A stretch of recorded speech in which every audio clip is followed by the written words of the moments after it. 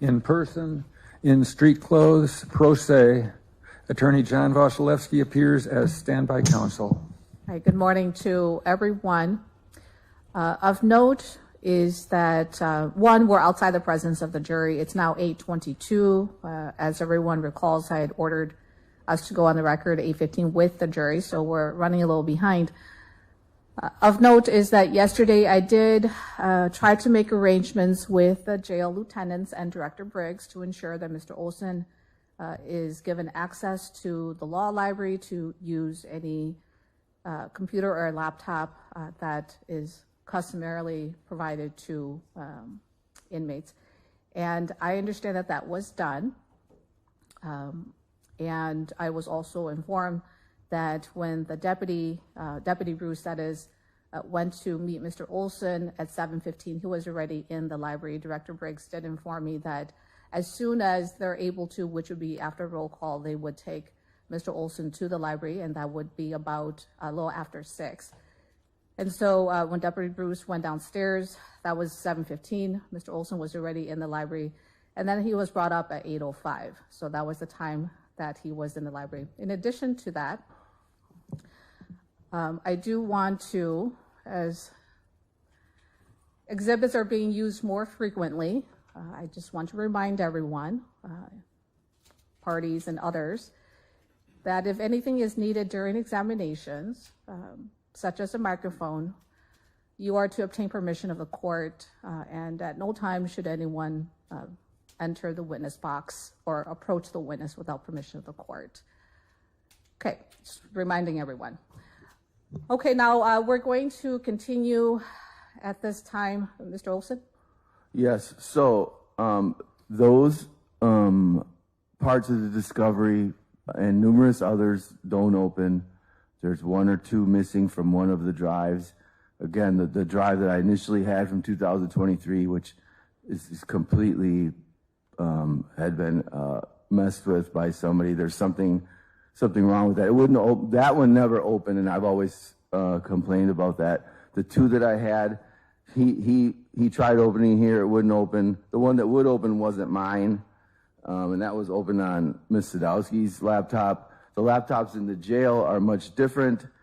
These 2 drives, again, so I have never had full access to discovery. Never. Very partial. None of the police reports were open. None of the downloads will open. Some of the photos from the... And I'm going to interrupt you. And one thing I do want to make... No. You don't get to tell the court to hold on. But this brings me to the point I want to make. And I think hopefully I'm answering your question because you seem to challenge the court's authority to control the proceeding. And I'm just going to remind you again that the reason why I do, in fact, control the proceeding is because that's my job.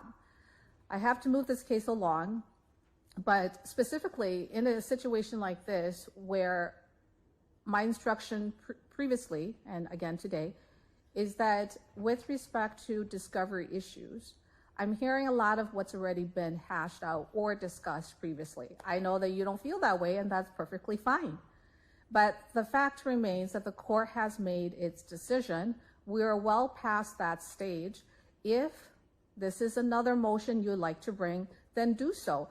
But what I'm trying to prevent is for us to relive history and create another 5-10 pages of a transcript. Okay? I'm not denying you an ability to raise those issues with the court.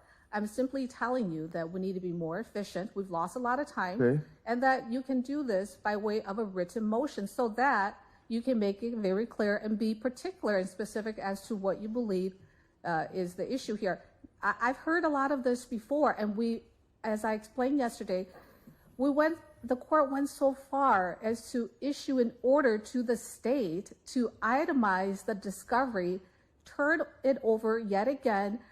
And I don't recall off the top of my head the number of times that discovery has been turned over. The state has turned over discovery more than once to more than one attorney and more than once to you, as well as the court itself turning over another copy, an extra copy of a USB drive to you. So I don't want to belabor the record anymore. And I'm giving you another opportunity to simply articulate with specificity in written form so that I can properly address that, but also so that the state has a fair chance to respond to your motions. Okay, that's it. Okay, hold on. I have the motion. I have the no. motion right here. No. You have to, I object. You have to allow me to submit the motion. Okay, Mr. Olson, calm down. No, you're We violating just Wisconsin started. Supreme Court Okay, rules. Violation number 1 That's of the okay. day. I have to submit my motion, and I'm Mr. declaring a Olson, you're ordered to mistrial. stop talking. That was your first violation. Your second violation will result in your removal for 15 minutes. And let me remind you, as well as everyone else, that this trial has been delayed, and it will be if you continue to act in that way. Okay, now, you have standby counsel, and you know how to do this because you've done this many times before. If you have a written motion, give it to the clerk. He'll upload it to the file, and thus it will be deemed filed, okay? But same process and procedure as before. Don't approach the clerk, don't approach the court. The deputies are here. Hand it over to Attorney Wasilewski. He can then indicate it to the deputies, come pick it up, or the deputies can come to you directly and take your motion and then give it to Mr. Clerk to file. That's it. So, That's all. There's nothing else we need to say on the record. yes, there Other is. There's jurors lots. here? Violation number 2, remove Mr. Olson for 15 minutes. It's 8:28. We'll be off the record for 15 minutes. Can you give that to the clerk? Stand up. Stand up.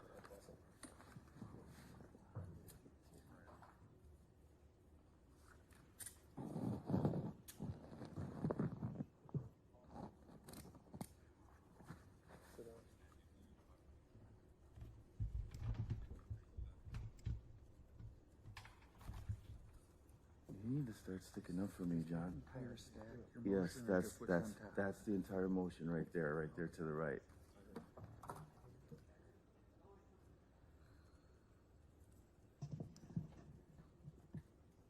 Your Honor, while Mr. Olson's being escorted from the courtroom, he has indicated that there is a stack of papers on the defense table closest to you, and the entirety of that, he tells me, is his motion. With your permission, I'll walk it to the clerk. How many pages do you know? I don't. I haven't Oh, viewed you it. at all. want to give me a rough estimate after you take a look at it? Okay.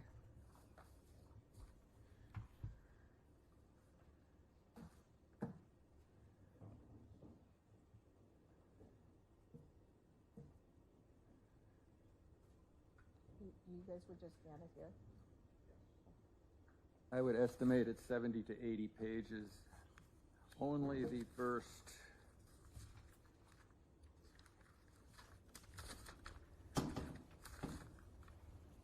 seven pages appear to be the motion per se. I assume the rest of this is what he would characterize as exhibits or supporting documents. Okay. Before we actually have Mr. Clerk scan it into the system, when Mr. Olson is brought back, I want to confirm with him that that is in fact all of it, because I want to avoid having to do a second or third scan. And so we'll have him confirm that in fact that's all of it. But it's good to know that he has it all ready to go.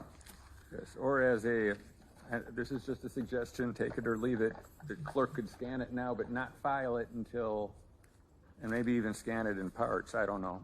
Well, I don't think the system's that savvy where he can just add to the same scan. I don't want to have, for example, document 20 created and then we have to create document 22. It should just be one document, one scan of the entire motion. I don't want anything to get lost in the filing. Okay, well, So we'll just leave it. however the court directs is fine with me, but I usually file a motion, and then if I have an attachment, I file it as a separate document, but that's just me. I don't know if that's That required. is true. That is just you. This is Mr. Olson.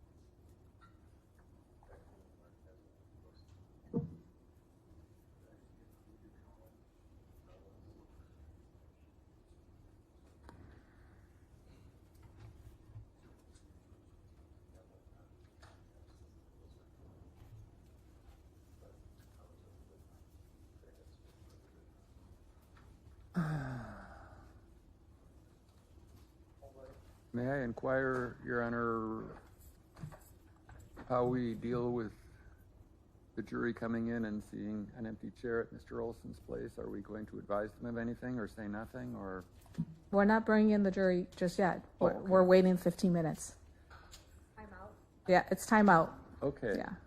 I was concerned that, Because after 15 minutes, I still want to confirm that he can follow the rules. And then talk about the motion, the number of pages. I don't want any allegations that the motion isn't complete, that somehow pages were lost, and that's not what he intended to file, so on and so forth.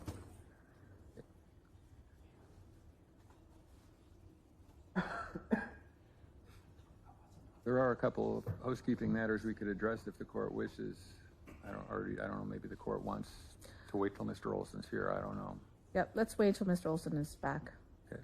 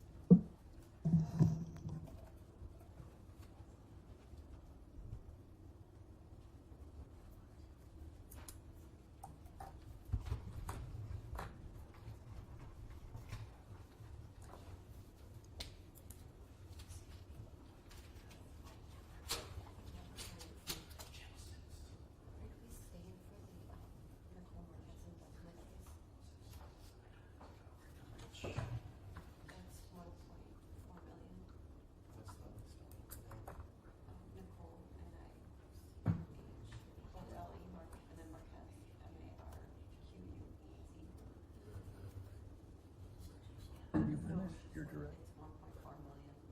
It's our case. We're doing associated with it. She took 1.4 million. I wasn't quite sure if you were done or not. We didn't, it hasn't been covered yet, so I wasn't sure if you guys were here for that too. Yeah, I think he phrased it to me as red, crumbly something, but.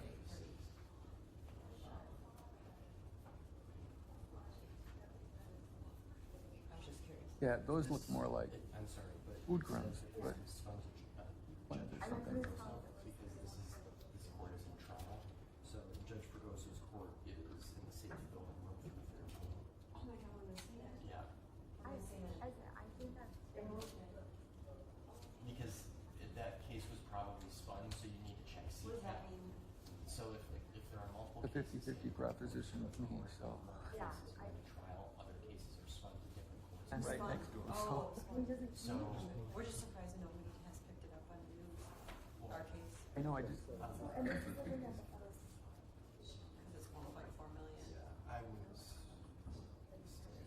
attorney, but Well, he claims he's seen it Oh, on the phone that night, but, yeah. I mean, obviously he knows what transpired between his phone and so anybody else that night, but Yeah, we did last night. it probably won't be scheduled. Okay, well, I'm Julie Jackson. I'm the Chief Administrative Officer for GI Associates. Thank you for letting me know. Appreciate it. and with someone else's phone.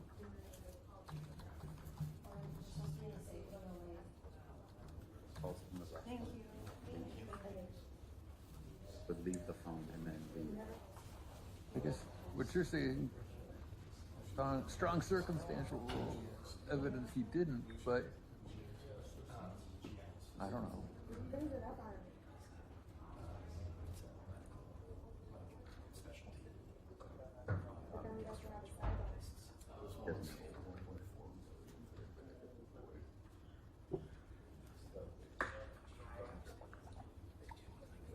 I don't want to bring that up.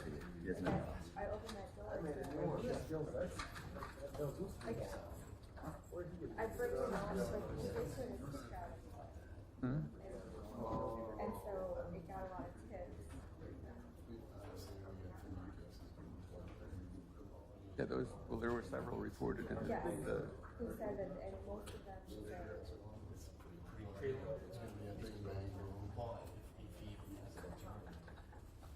and then there was one who was like, I think this is like.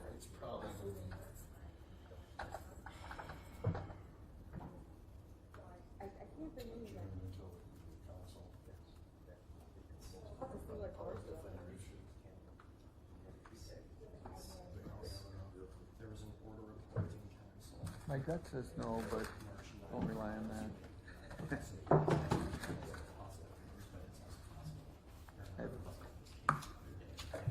The topics come up, and I warned him of the pros and cons. And of course, he's appalled that he can't simply bring out his own statement through detectives.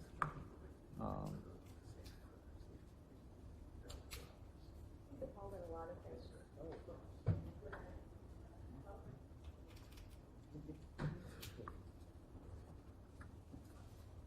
Me too, but not about the same rules ethics. Right? Our jobs would be a lot easier if they just were.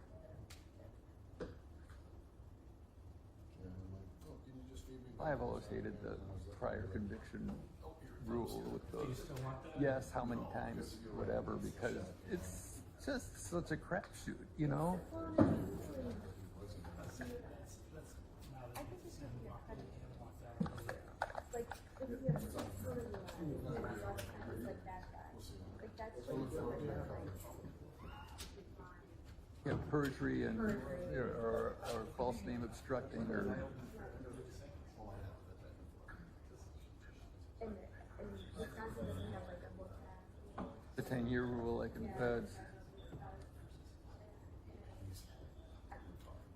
I generally don't care. For this guy, Yeah, well, they just show them what they want. for his role in the case, he is who he is, and like a nice guy. I mean, Oh, I'm sorry. No, I'm right next door and waiting. Wanted to come see this. So we're in this kind of P5 and I have been watching on the big screen all week. When Mr. Olson was tased, and then the cop's like, I saw you get tased. The cops were like, not doing this third person. Oh, it's already, you guys know. Yes, I saw you get Yes, tased. all right. We're in the timeout. I don't mind timeout.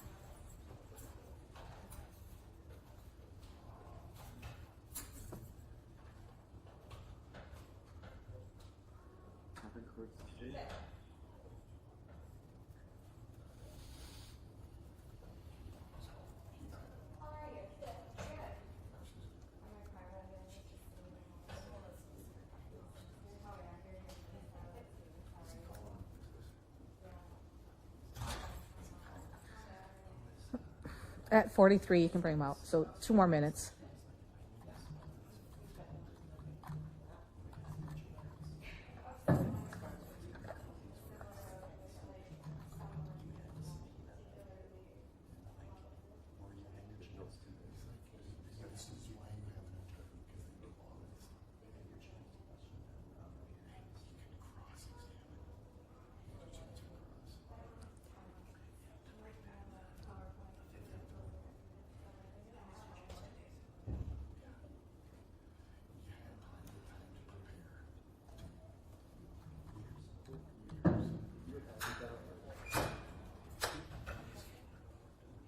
Do I have a minute to step out, Your Honor?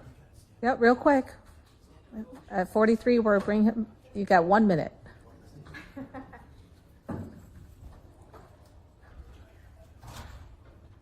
But attorney Von Lesbian timeout next for these ladies.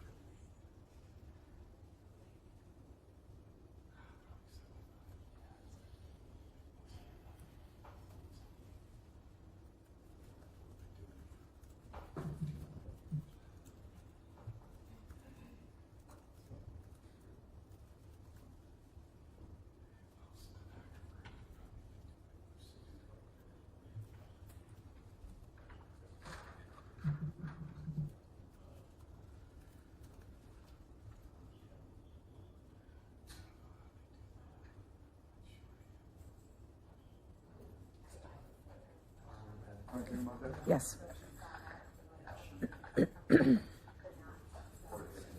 Or yeah, or like 40 to 70 years later, but.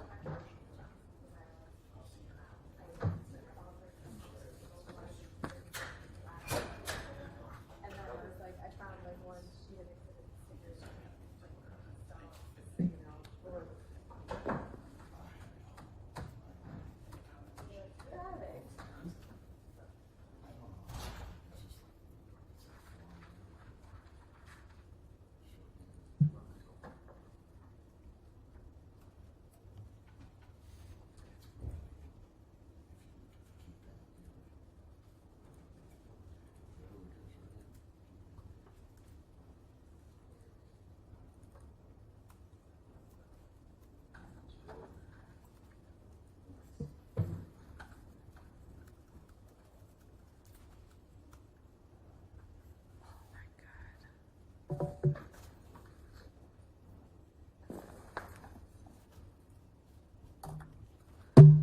Okay, we're back on the record. Outside the presence of the jury, same appearances before. Mr. Olson does join us in the courtroom.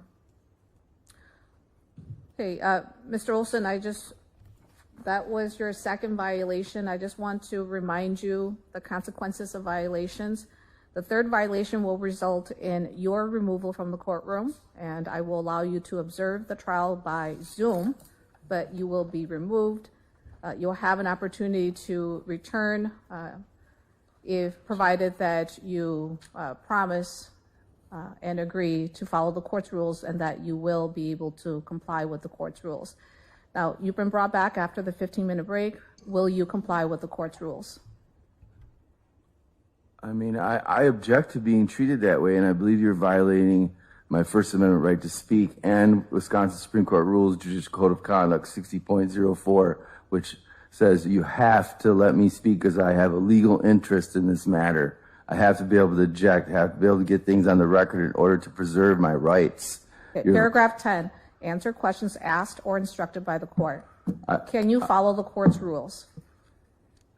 I can, if you Okay, can also. then let's continue. May I just put this on the record? No, you cannot, because I I asked you a question. Yeah, just a minute. There's a process and procedure to all this. So now, having heard your response that you can follow the court's rules, I will expect that, and I'm just reminding you that pursuant to the rules of decorum, the third violation results in your removal. I want to make sure that you remember that.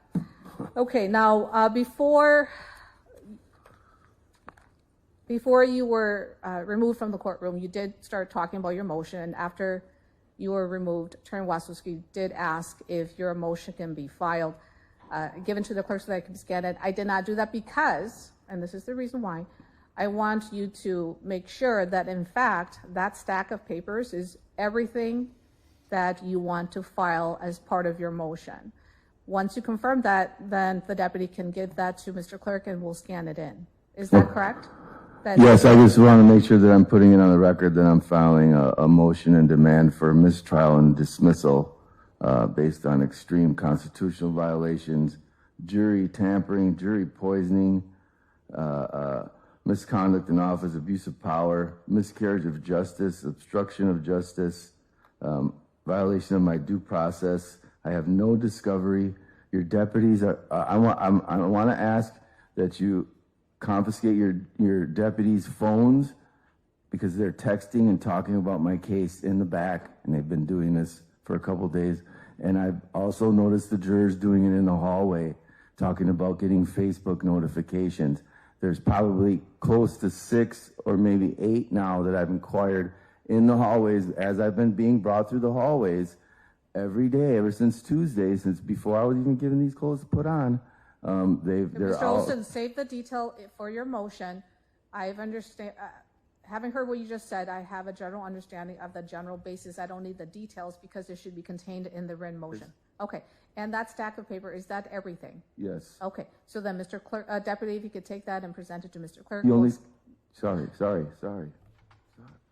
The clerk will scan it in, and once it's scanned in, the legal parties, but specifically the state, should have access to that. You might need to refresh state once the CCAP entry is pulled in, and the state obviously has an opportunity to respond, and so that means that time will be given for the state to read the motion.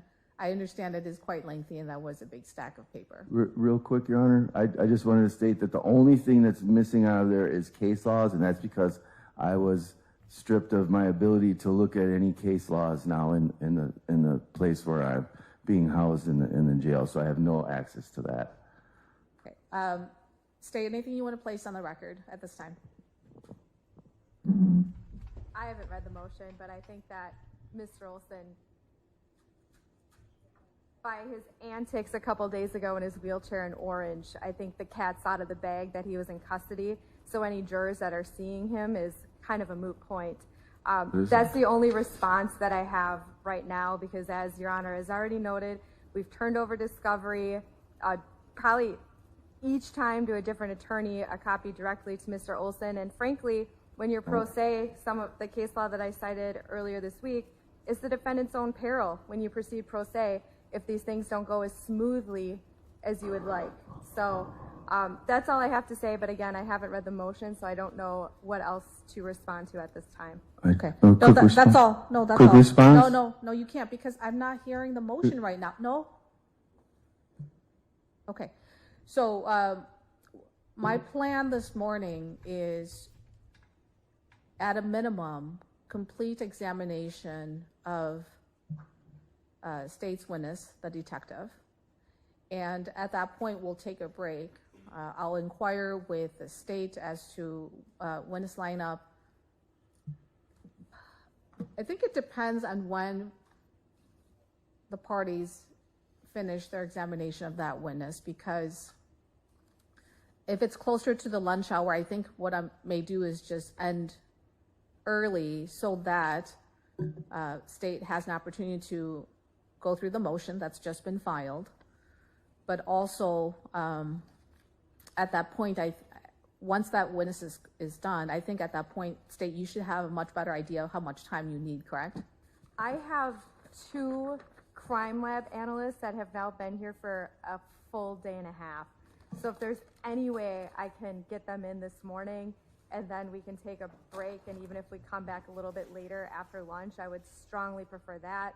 I won't rest after my last witness in case anything needs to be addressed, but I would greatly appreciate. All right, let's just push through with the detective, and then I'll take a quick break and gauge where things are at that point. Okay. Thank you. Let's bring in the jury. Are they all here? Okay, let's bring them in then.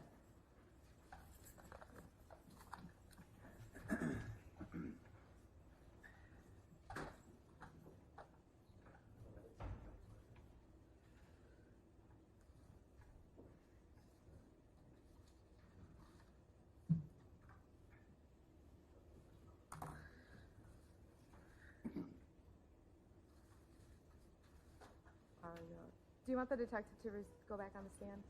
Sure, it would hasten the process.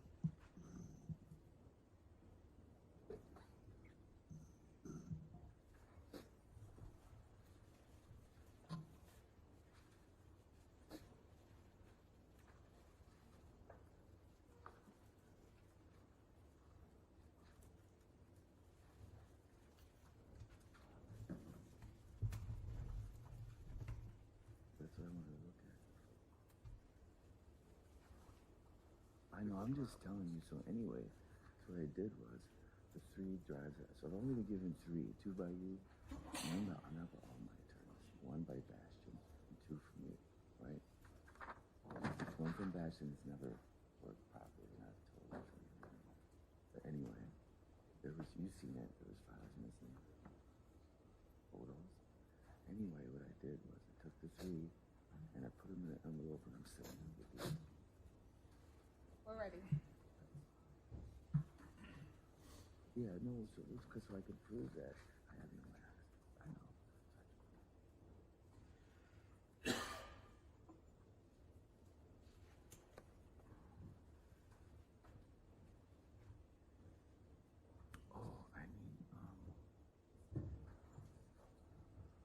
Ghost Cop 4's testimony, and I have some of your papers. They're back there. We keep mixing all this stuff up. Okay, all right. Good morning, members of the jury, and welcome back. Hope you had a restful evening. As you may recall, yesterday, Mr. Olson was in the middle of cross-examining the witness, the detective, and that's where we will pick up. But because of the long break, we'll have the detective sworn in before Mr. Olson can continue. Mr. Clerk?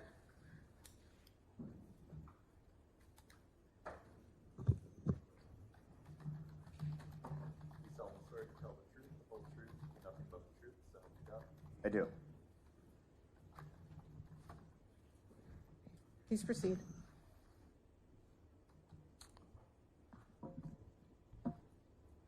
You want defense to proceed, Your Honor? Yes, please. Okay. So where I had left off at, I guess the question I was trying to ask was,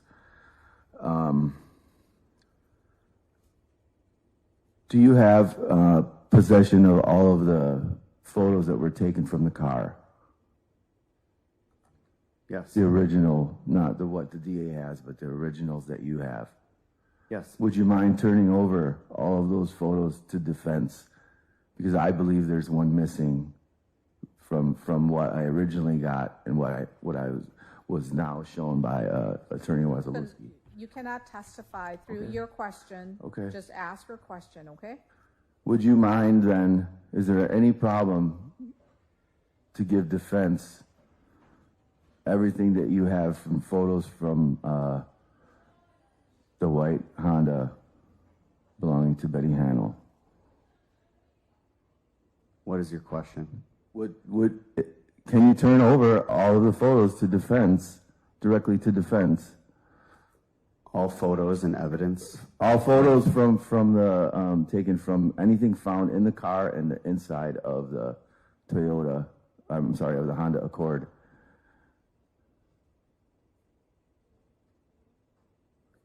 All evidence collected, all photos, gets turned over to the state, to the district attorney's office, which then a copy gets made and is given to the defense for discovery. Okay.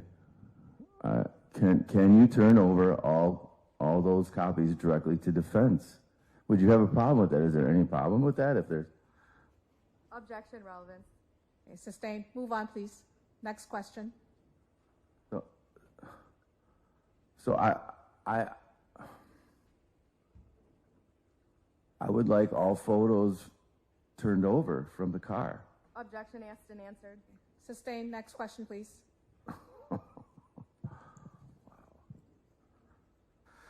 Okay,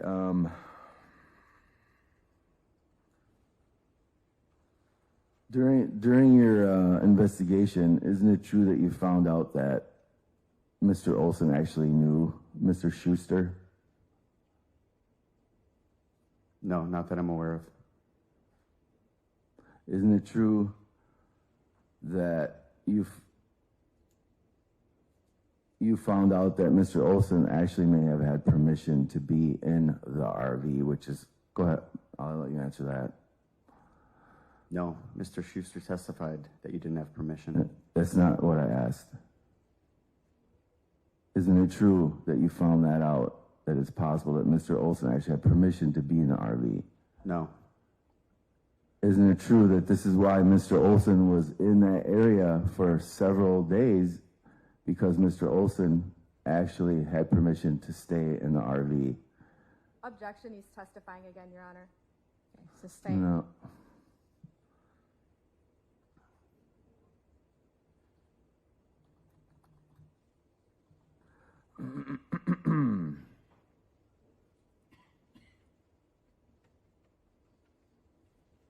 So you did testify that Mr. Olson was in the area for several days. Isn't that correct?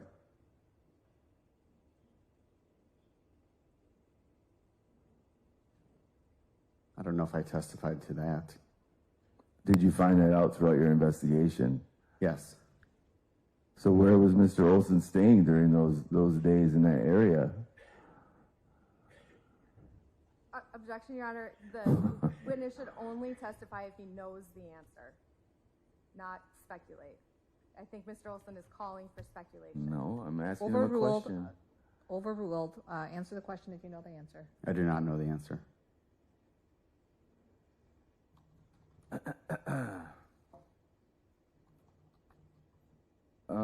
Are you the person that completed a phone download of Betty Handel's phone? Yes. Now, you had testified yesterday that items cannot be removed from that phone download. Isn't that actually false? Items can be redacted, unredacted, and so forth. No. Items can't be redacted from a phone download. Is that what you're saying? Guess it depends on what your definition of redacted is. Redacted is a pretty common word, and there's one definition for redacted. It can be removed. Removed from a phone download is pretty common. There's an unredacted version, and there's... Question, Mr. Olson? So your testimony yesterday isn't exactly quite true, is it, about items being able to be removed from the phone download? Items are not removed from the phone download. So the version that is given to the DA, you're telling me that the DA cannot at all remove items. It is not physically possible? Correct. That is incorrect. That is that. So is there not an ability on the computer to remove a item from the phone, from the download that you give her on a flash drive? She's able to delete that item if she chooses to, correct? I'm asking. If you have a question, ask the question, allow the witness to answer before moving on to the next question, and do not testify through your form of question. Okay, the detective is not being truthful. Oh, okay. Sorry. Members of the jury, let's take a break, plan for 5 minutes or less, and then we'll come back. I remind everyone this case is not concluded. Do not talk about this case. Do not do your own research. Do not post about your experience of what you've seen or heard so far. Thank you.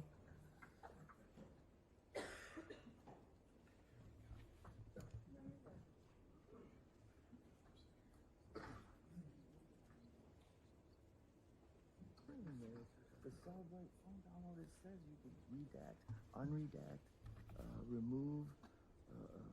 It's on the Celebrate program. All right, we're outside the presence of the jury. Mr. Olson, I believe I said this.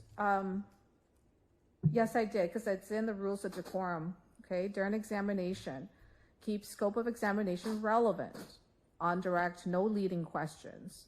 Do not harass, intimidate, or argue with the witness. And of course, the last point there, these are not an exhaustive list of things to do or not to do during examination, but it ends with do not speak over one another. Do not harass, intimidate, or argue with the witness. You ask your question and you move on. If credibility is what you're getting to, there are ways to do that, but you don't argue with a witness and you don't harass them. Okay? And I've had to say this to you a couple of times already, so I'm going to remind you yet again that it's impermissible for you to testify through by way of your form of question. You cannot do that. Yeah. And when you do that, the state will object, which they've done, and I will sustain that. Okay. I want to make sure that we're on the same page. Are we on the same page? Yes, and I did not mean to do that. It's just I'm not familiar with the process of answering or asking questions. Sure. In this And that's manner. understandable, which is why we took this break, for me to remind you. And I also want to remind you that there are a lot of things you're not going to like about this whole process, including, of course, not liking my decisions, but also including not liking the answers from the witnesses. It's their answer. You don't argue with them. You ask your next question and you move on. Is that clear? Yes, Your Honor. Okay, so let's bring in the jury and we'll continue. May I ask one quick question? Yes. When Mr. Olson testifies again, I don't know at what point it's appropriate for me to object and cut him off, because Decorum would say at the end. I think for clarity of the record and for the record to be complete, I'm just going to say do what you need to do. Thank you. And let's just move on from there. I just don't want to violate the rules. That's understood. Yeah.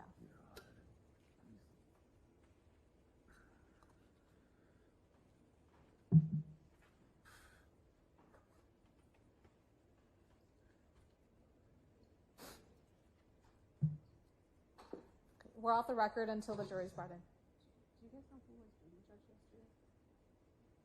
It doesn't really matter, but.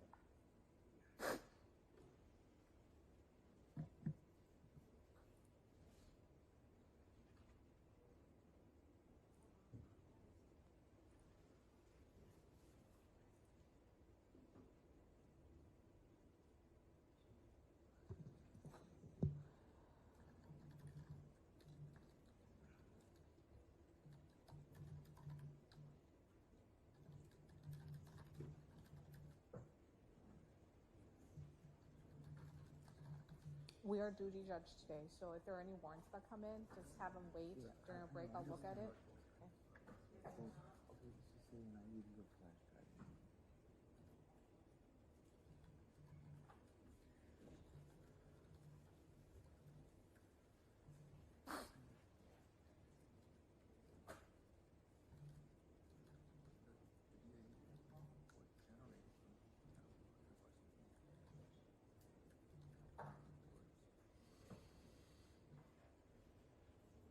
Yes, we're ready.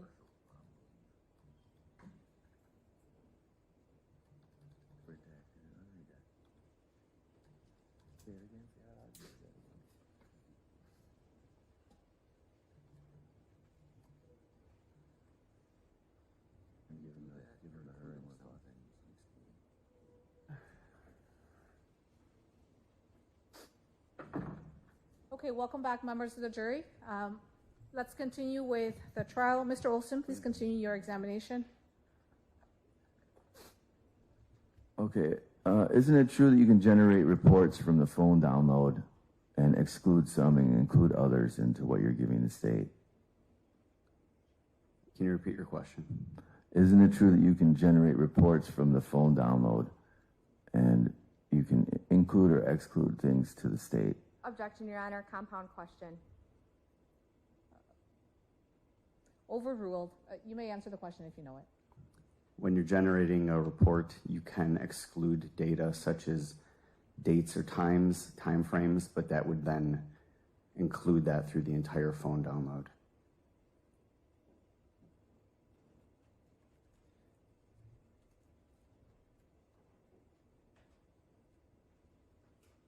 Do you have a copy of the original phone download conducted from Betty Handel's phone? Yes, and that's what was provided to the state.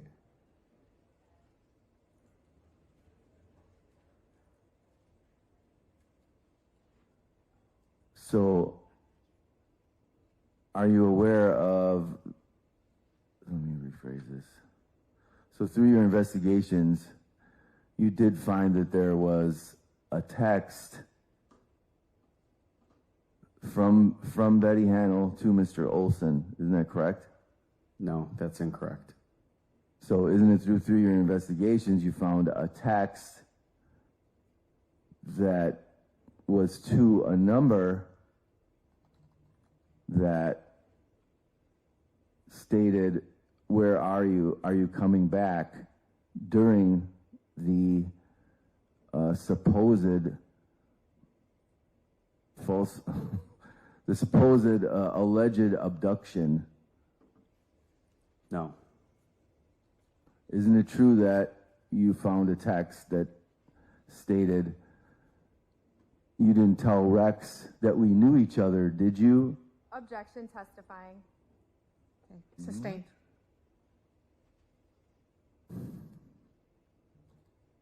Isn't it true that you found a text during this also alleged abduction stating my credit card has a $25,000 limit? Objection, testifying.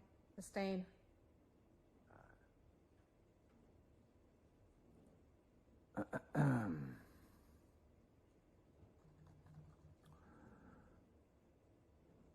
So through your conversations with Mr. Olson,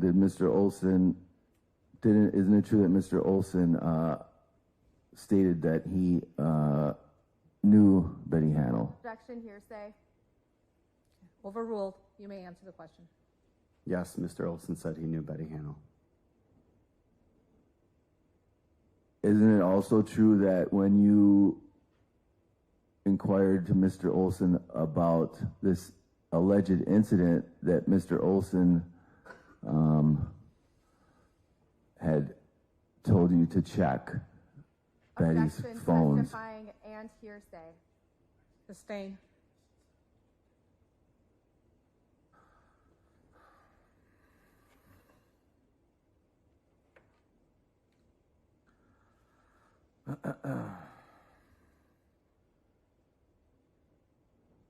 Isn't it true that Mr. Olson directed you to Betty's texts ever? Objection, hearsay. Overruled. You may answer the question if you know it. Can you repeat the question? Isn't it true that Mr. Olson directed you to check Betty's texts for anything pertaining to this incident? Yes.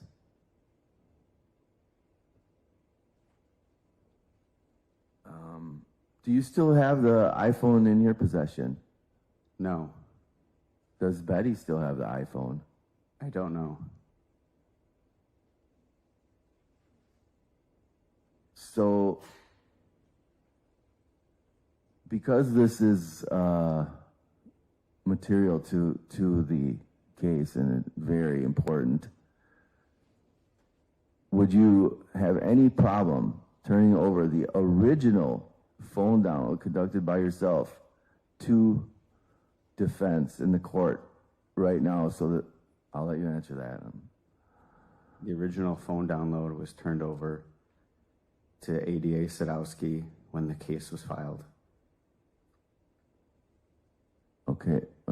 Isn't it true that yesterday you told Mr. Olson in the courtroom, off the record, that you have the original version in your possession? Objection, hearsay, and relevance. Sustained.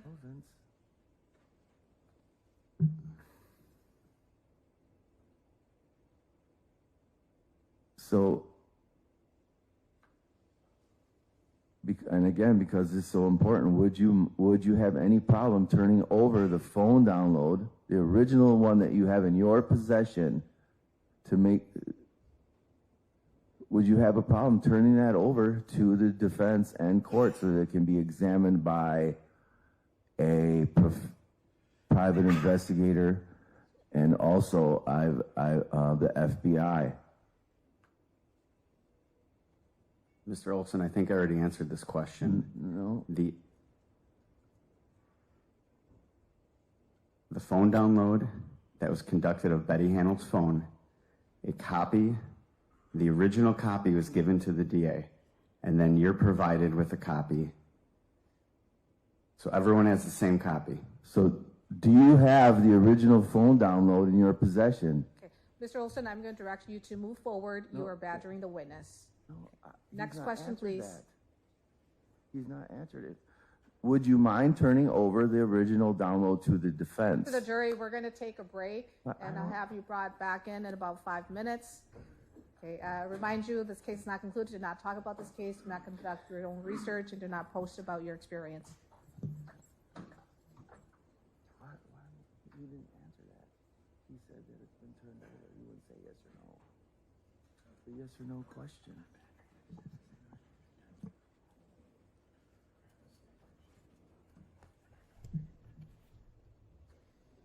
last one, please close the door. Thank you.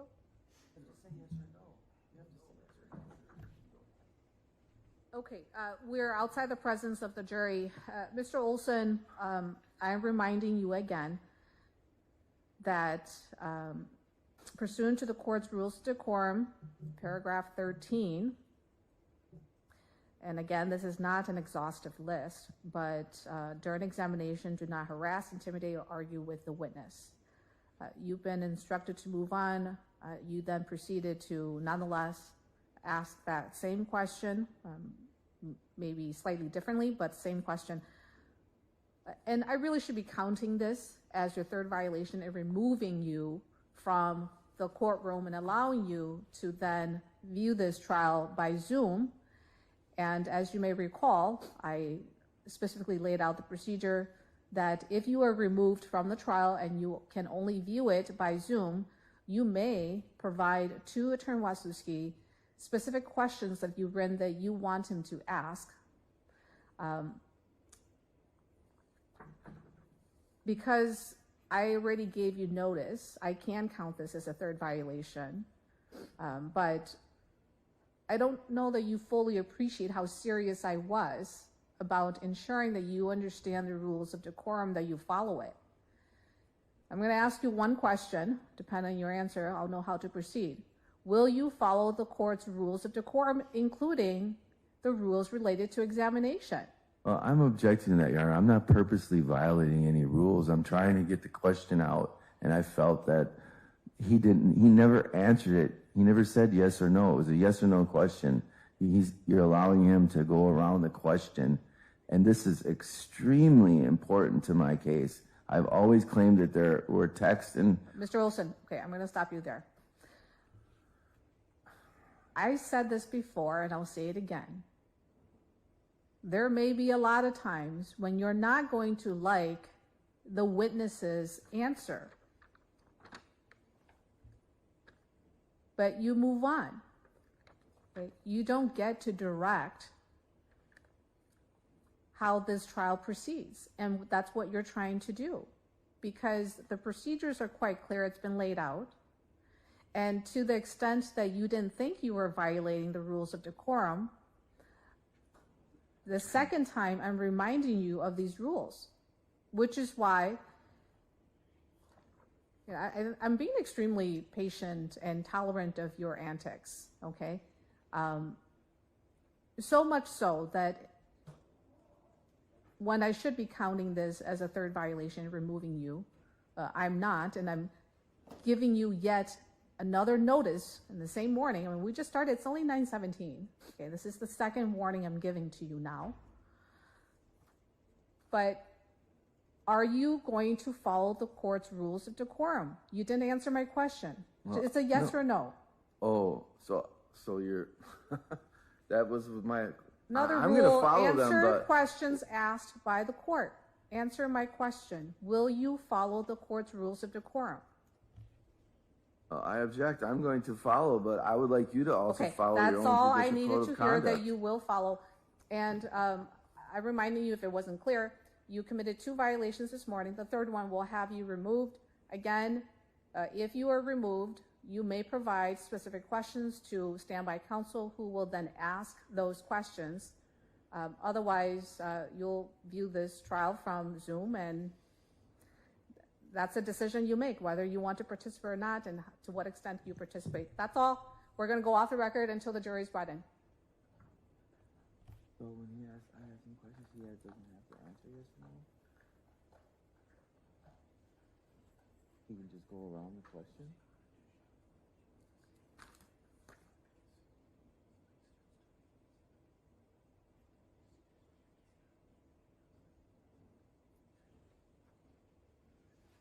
I can't even ask her. She won't let me ask her anything. This is a circus.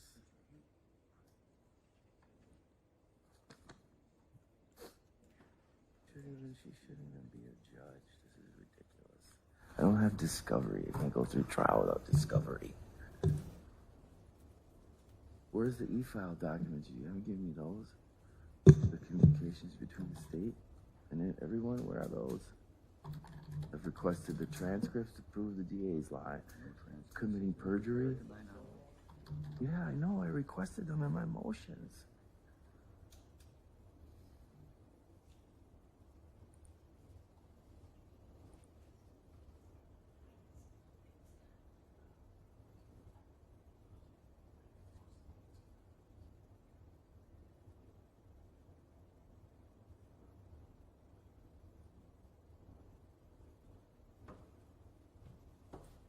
Why don't we just find out the truth? Get phone download, and we'll let it be examined by a forensic specialist. ERP Security Services? Why not? It's material. I tried to get it before trial. No one's given it to me. You've seen the two you gave me. It wouldn't open. How can I have it examined if it won't open? Yes.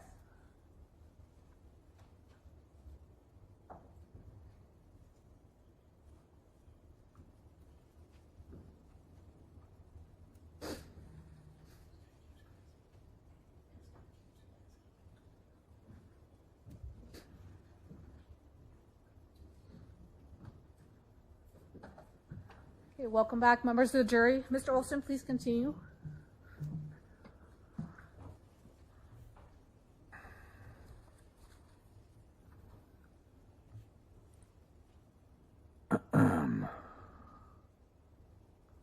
So, Your Honor, may I continue in the same... You may continue your examination. All right.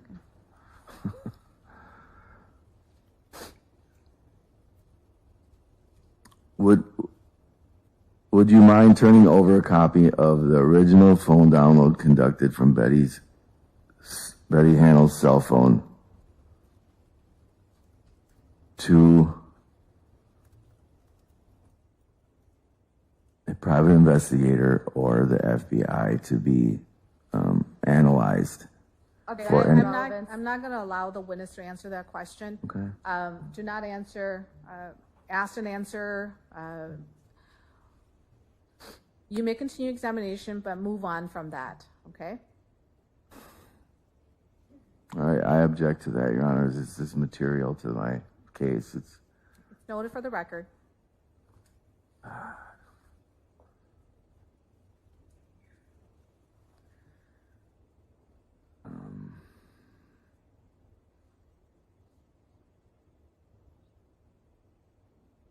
Detective Zalewski, do you know what the Brady list is? Objection, relevance. Sustain. Move on.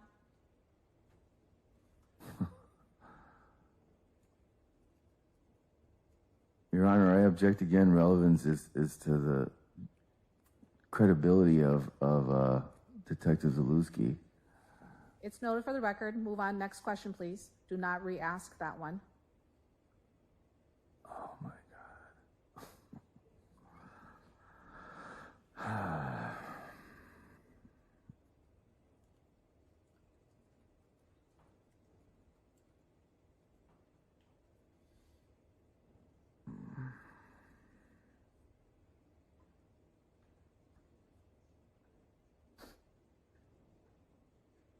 So isn't it true when you first started investigating this alleged abduction that you thought Betty Hanel was crazy or lying, or No.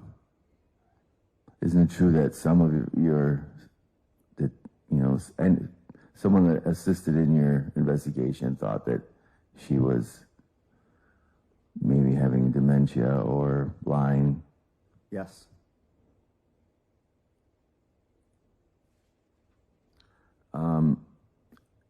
Isn't it true that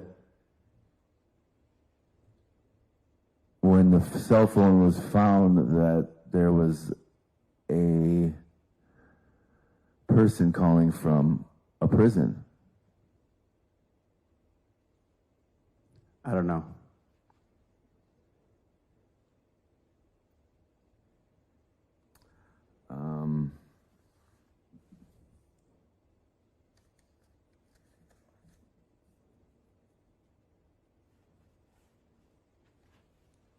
So why did you go back and question Michael S.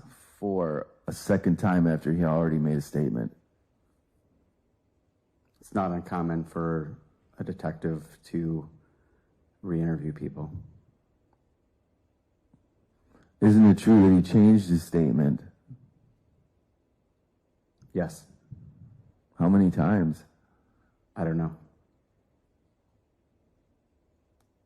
So where did they claim that?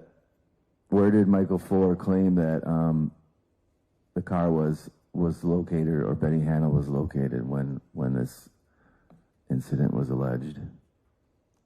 When I spoke to him,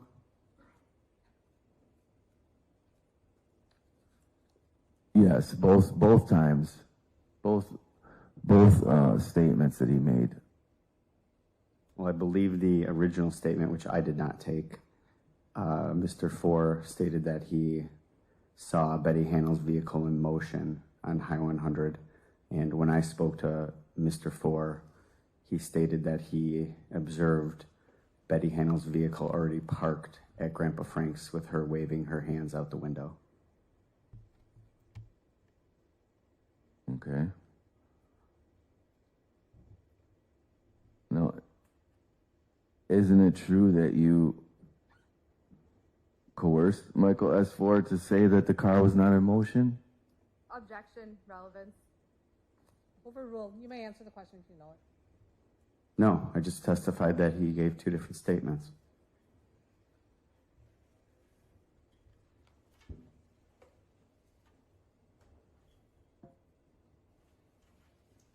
So isn't it true that the reason you went back to get a second statement from Michael S. Four is that there was something found in the car with Betty that she should have been charged for possessing? No.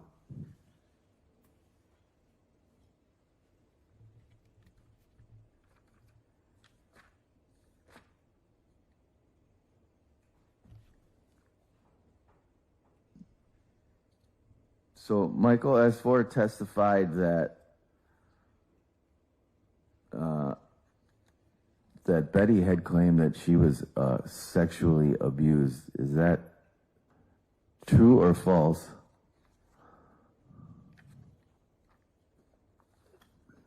I believe Michael Ford did testify that he said that, yes. Is it in his statement? To police or on the record here in court? Is it in his statement to police? I don't know. No, it isn't, but Not just testifying. Okay, Sorry. sustained, and that Sorry. statement will be stricken from the record. Did Betty Hannah ever claim that she was sexually abused? No, not to me.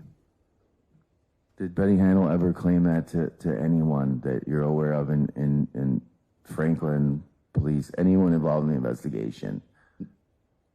No.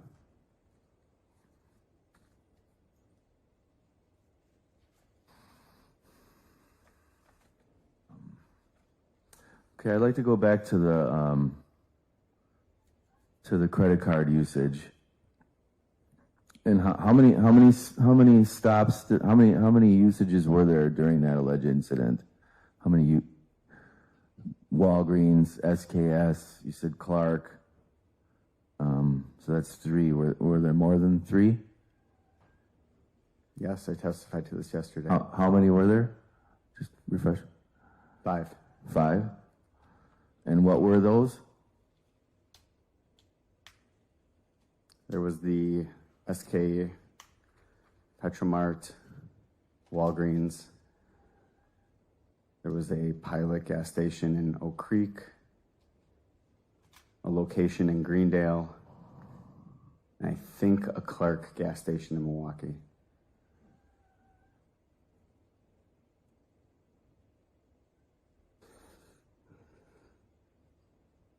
So the usage at Walgreens is clear that, isn't it clear that Mr. Olson went inside and Betty Hannell stayed outside in the car. I think we could say Betty Hannell did not go in the Walgreens. Okay. How long was Mr. Olson in Walgreens?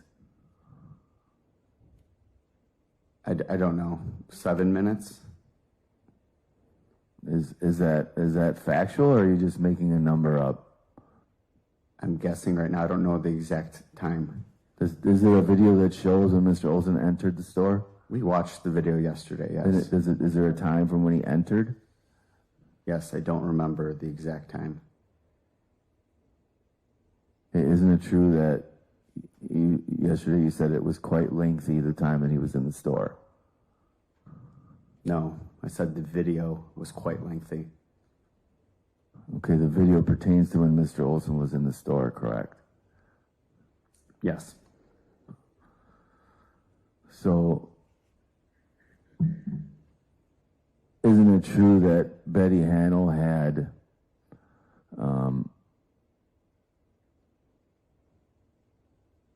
been outside on her own for a lengthy time? Yes, as long as you were in the store, yes. Isn't it true that this happened numerous times throughout the night, that Betty was in her car on her own? Can you ask the question again? Isn't it true that Betty Hannell was in her car on her alone while Mr. Olson went into numerous places? Well, I could say for certain at least twice.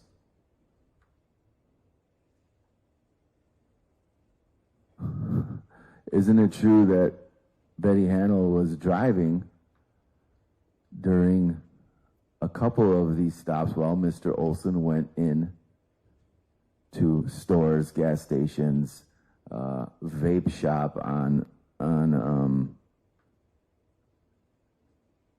27th Street? Objection, testifying.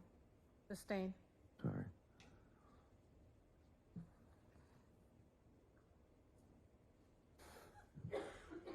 So isn't it true that Betty Hannell was driving while Mr. Olson went into stores, gas stations, etc. that were on there? No. Is that factual, or are you just guessing? Well, I'm going off what video I have, the two videos Two I have. videos. So it's not factual. Is that correct? Objection, I don't know. That was not a relevant question or argumentative. It is It is relevant. argumentative. It's sustained. Next question, please. Oh my God.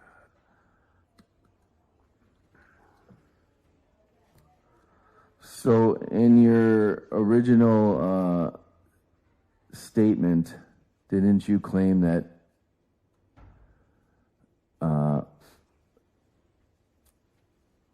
when the first stop was made with Mr. Olson at a liquor store, that Betty Hannell was driving?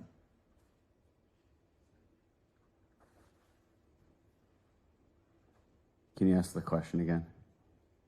Isn't it true in your first police report criminal complaint, that you stated that when Mr. Olson stopped at a liquor store, Betty Hannell was driving at that point?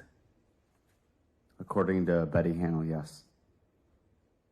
Isn't it true that Mr. Olson went into the liquor store while Betty Hannell was driving to at that liquor store? That's what Betty Hannell said, yes.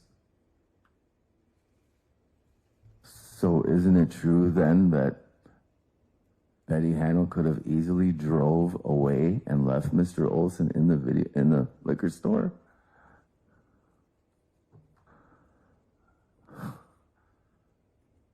That is possible, but we heard Betty Hannell testify earlier this week.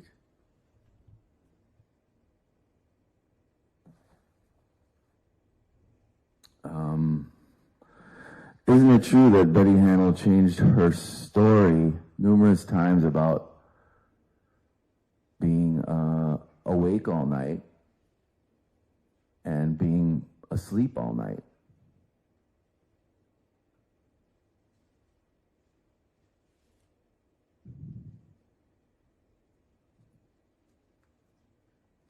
No, I don't think Betty Hanel changed her story a bunch. I think she's pretty consistent for her age and the circumstances that she went through. Isn't it true that Betty Hanel claimed that she had slept from 7 p.m. until 7 a.m., or I'm sorry, around 7 p.m. until the next morning? No, I don't think that's true.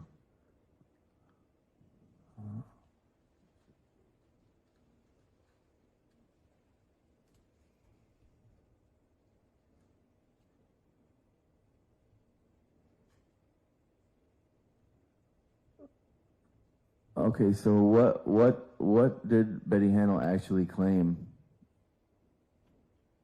What time did she actually claim that she slept from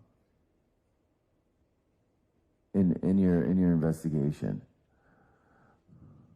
I don't know the exact times. We heard Betty Hanel's testimony already today, or earlier this week. Okay, I'm asking you in your investigation, in your reports, what did you write down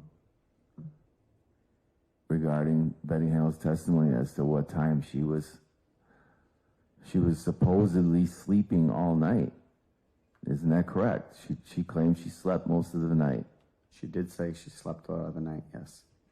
Isn't it also true that she claimed she was up all night and she was exhausted from being up all night? Yes, she was with you from 3 p.m. till 8 a.m. the next day, yes. She was exhausted. No, that's not what I asked. Isn't it true that she claimed also that she was up all night, and so she was exhausted from being up all night? Yes. Yes or no? Yes. So isn't it true that you just stated then that she changed her story? I already told you I don't think Betty Hanel changed her story. Isn't it true that you just testified that she claimed she was up all night or sleeping all night, most of the night? Isn't it true you just testified that she claimed she was sleeping most of the night? Sure, yeah, it's debatable. That's why we're in court. Isn't it true that you just stated also that she claimed she was up all night and therefore exhausted? Objection, argumentative. Sustained. Next question.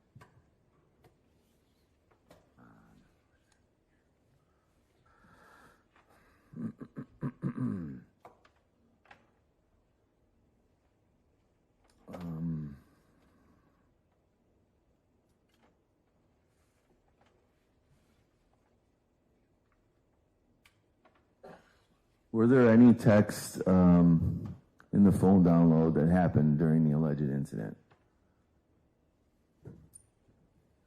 I don't believe so.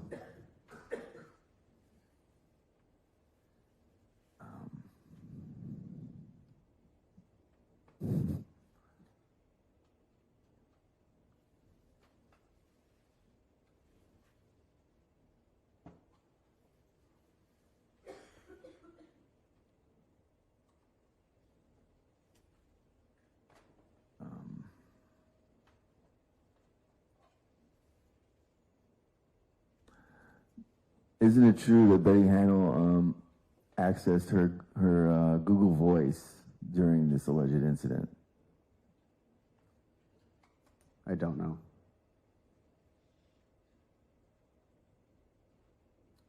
Your Honor, I would like to submit an exhibit of this usage. It's not in this room, it's in the other room. Okay. Members of the jury, let's take a 5-minute break. I'll bring you all back. Remind everyone this case is not concluded. Do not talk about this case. Do not conduct your own research. Do not post about your experience. Okay.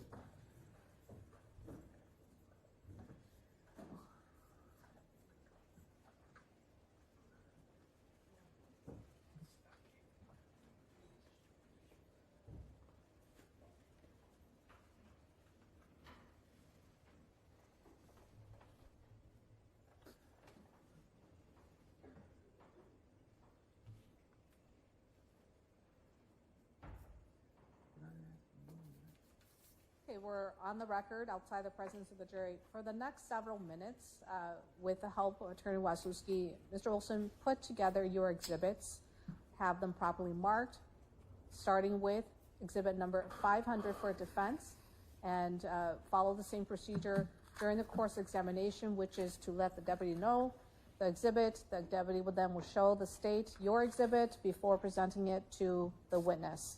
Okay, we're off the record. Your Honor, I have a question. Okay, back on the record, what is it?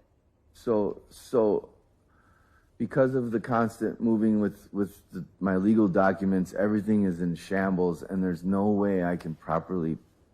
Okay, Mr. Olson, we're going to go off the record and take this time. Not all of them. Okay, take Sorry. this time to go through your stuff and do what you will. I don't need to hold your hand and go through the process of what's what and where's where.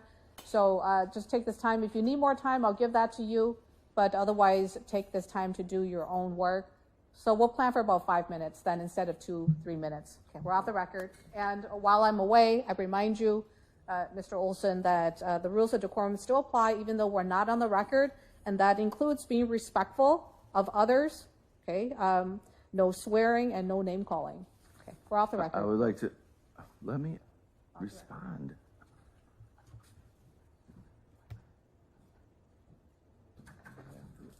Oh my gosh, she's not a god. That's ridiculous, though. Sorry. I've been going to court for 40 years. Let me move back. That's what you do. I don't agree with this corrupt system. They're withholding. She's like, I don't agree with it. I just accept it. You're trying to force my. You're going to find this. Yeah, I know. Well, hey, listen. You marked several exhibits yesterday, but what you Yeah, need I isn't got there. him. Yeah, no, I got. All right, I'm talking to him, so I'm not listening. What you're saying, no, I mean, I know, but I couldn't hear you because I'm talking to him. You can't. Out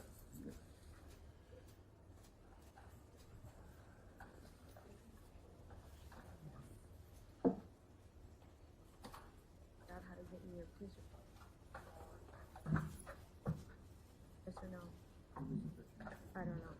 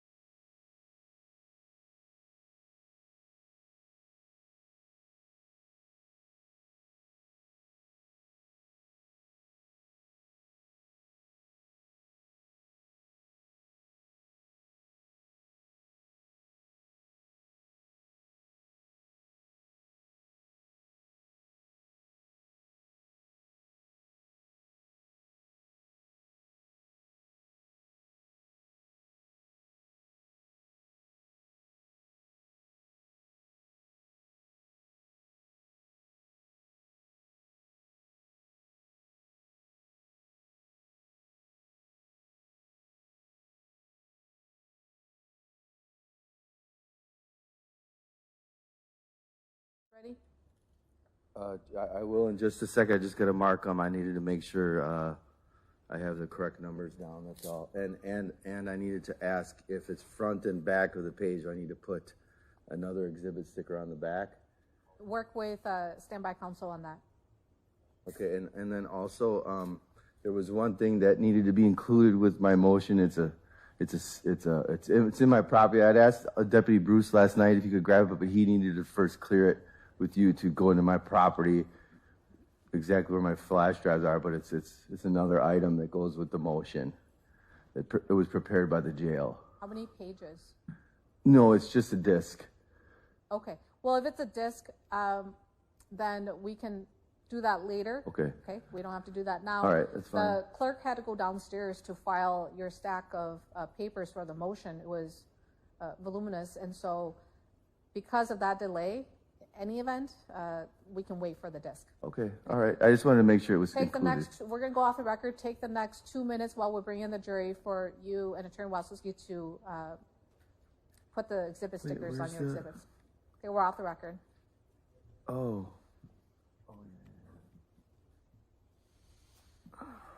So what's the thing front and back? We're here. Okay, part of the same document? Yes. So put 1, 2, and then 3 and 4. So I've got one sticker fine for that. One sticker's fine for the Yeah, front. one exhibit is just a continuation of And then what numbers do I use? like you have 500. What have you numbered through? Your other ones are numbered through 505 or 506. So do I have to put them in order? You don't have to use them in order. Okay. You can use exhibit 506 even if you haven't talked about 501 through 505. If in doubt, give it a number that's too high. If you skip a number, that's not a problem. Okay. Don't want two exhibits with the same.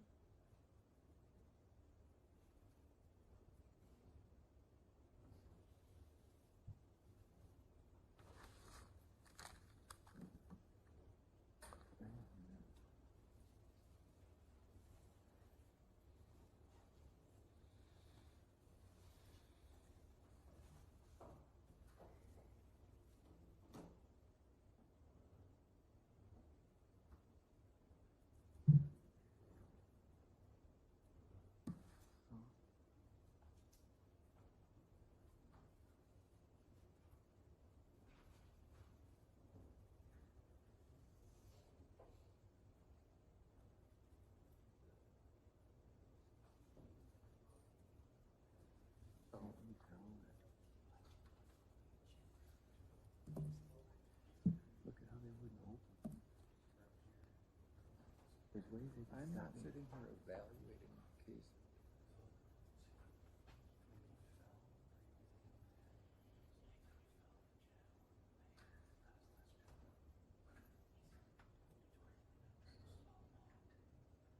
That's for another day. Well, I can question your innocence. Honest. No, nobody's really honest in this situation. You know, well, I mean, Okay. Ready? Let's bring in the jury.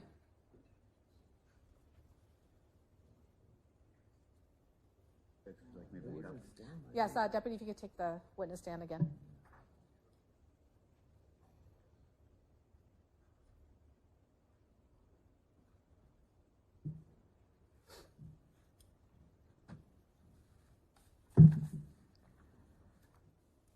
Yeah. It was just one, right? No, well, no, there's several. Or small? Yes. Oh, okay. So, I mean, there was just one additional one that you went back for. Yes, there was one then additional there are one. others that you had Yes, from yesterday. yes. So how do I do this?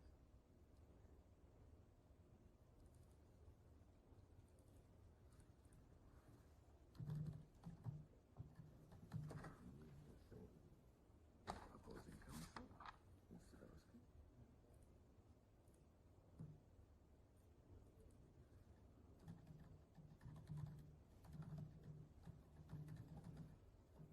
You won't have it in front of you to ask your question, so have a question in your mind before you give this up.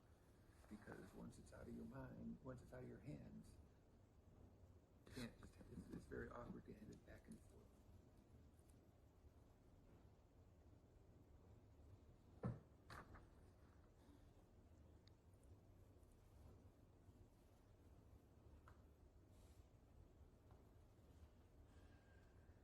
And then you may need to clarify with him about these. Yeah, I know. 6 hour difference. No, I know that. Ready.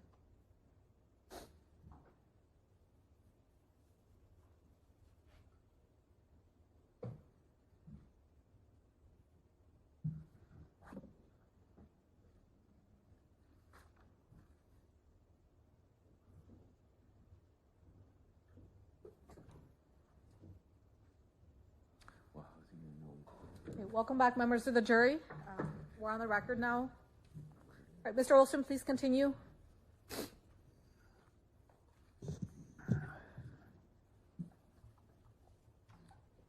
Okay, so just to go back, I was asking if you were aware that Betty Hanel had used her Google Voice account during the time of this alleged abduction.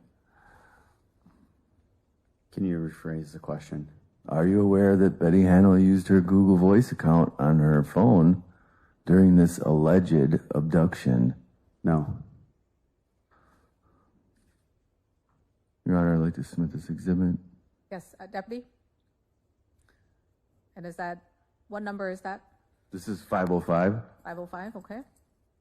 Thank you.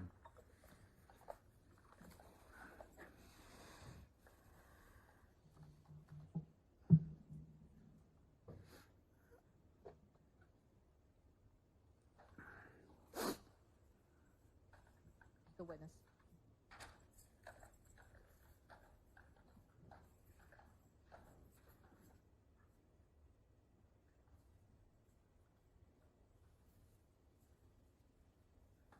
Go ahead and ask your question. Are you familiar with that document?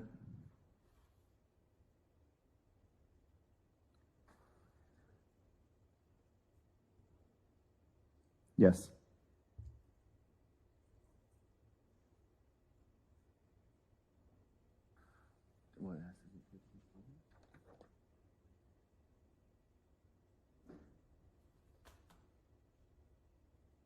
Your Honor, I would like this to be placed on the screens. Publish. State, do you have that I think queued up on your computer?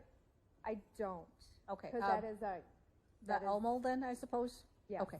So, Deputy, if you could take Exhibit 505 to the DA's table, and we'll put that on the Elmo to project it on the TV screen. But before it actually goes on, No. And then this. I don't know if I have the remote for that TV. Got it? Okay. Thank you. I would like a little more foundation placed regarding this exhibit. yes, ask your next question if you have one about this exhibit.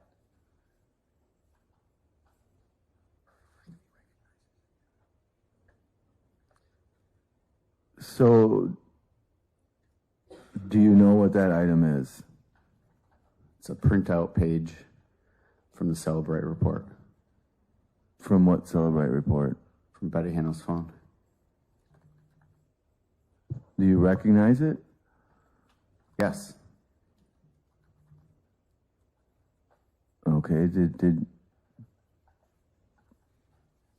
you see what it pertained to on the Celebrate report? Yes. So, what did it say? What does the document say? It pertains to web search history that was deleted. Okay. Does it show that Betty Hanel accessed her Google Voice account? Judge, can I have the microphone? Yes, we'll have to switch it out though. You can step down if you need to. And, okay, let's go off the record for a minute. You have to unplug.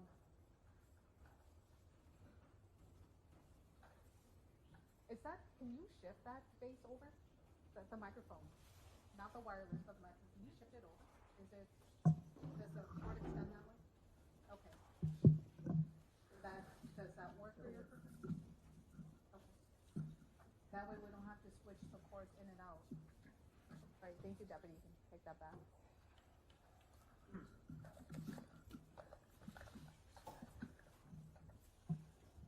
If you need to move closer to the TV screen and move the microphone over, feel free to do so. Okay, back on the record. Now that technical difficulty has been resolved, hopefully. Okay, continue. Doesn't this show that Betty Hannell used her Google Voice account during this alleged incident? Yes.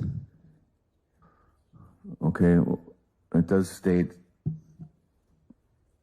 What is that timestamp?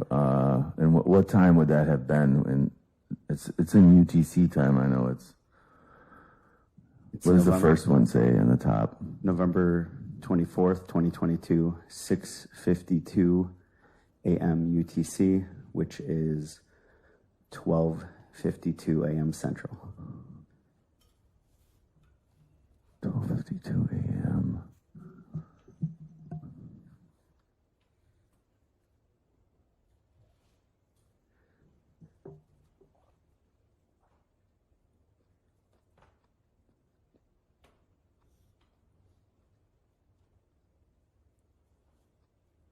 Okay, so that would necessarily that is definitely in the time of this supposed abduction, isn't that correct?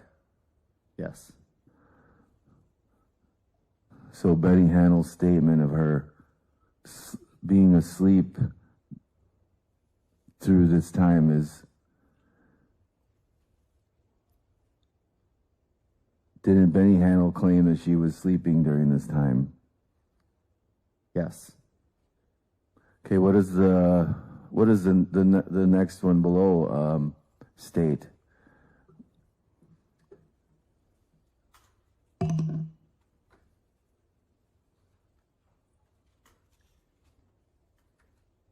There was another, line 2 is another Google Voice web search that was deleted. Is that a web search, or is that her accessing her Google Voice account? Well, it's a web history search of the voice.google.com/u/0/calls. So the one above, she's accessing her Google account, isn't that correct? Google Voice account?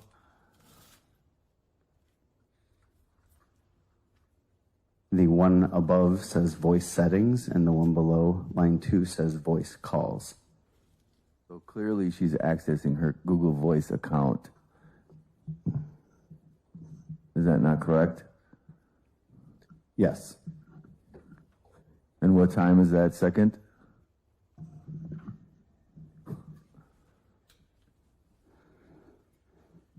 (6:52 a.m. UTC). And that equates to what time in normal? 12:52 Central a.m. So they're both 12:52 Central?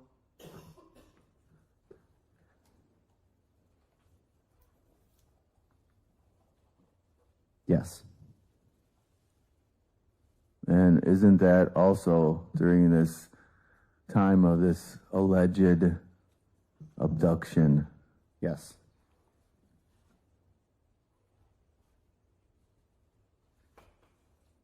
So again, didn't Benny Hannell claim that she was sleeping during this time? Yes. Okay, I would like to ask that you check the other side of that exhibit. Okay, what does the top entry in that exhibit say? It's number 3. It's voice.google.com/u/0/signup. It was also deleted. It occurred 11/24/2022, 6:50 a.m. UTC, which is 12:50 a.m. Central Time. Okay, again, isn't that Betty Handel accessing her own Google Voice account?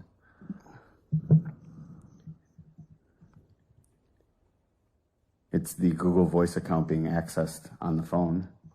Okay, so it's Betty Handel accessing a Google Voice account on her phone. Is that correct? Can you ask the question again? So on the other side, you've already stated that Betty Handel was accessing her Google Voice account. Again, this is the third entry. Isn't this also Betty Handel accessing her Google Voice account? Yeah, Google Voice account's being accessed on her phone, yes. That's not what you stated from the other two entries. When I asked you if Betty Handel had access to her Google Voice accounts, and you said yes. Is there a question? So, what time was this Google Voice accessed? Are you referring to line 3 or line Yes. 4? Which line? The third entry on the top there. The time is 6:50 a.m. UTC. And this also was during the alleged incident, correct? Yes. And also during the time that Betty Handel claimed she was sleeping, correct? Yes. Okay, what does the next entry say? Line 4, voice.google.com, 11/24/2022, 6:49 a.m. UTC, and it was deleted. Okay, and again, this also was Betty Handel's Google Voice account accessed during the alleged incident. Isn't that correct? Yes. And also, this is the time that Betty Handel claimed that she was sleeping. Yes. This was also the time where Betty Handel claimed she was up all night. Isn't that correct? Yes.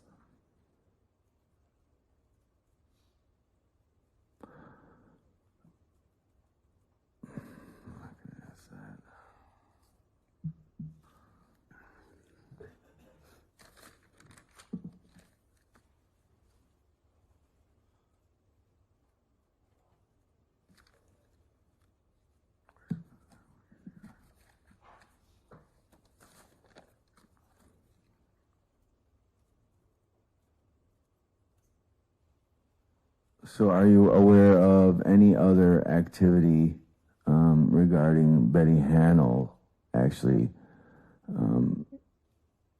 using her own accounts in any way during this time? It's a very broad question. Can you be more specific?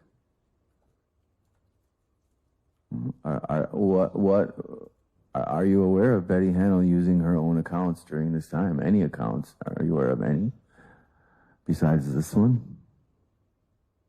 No.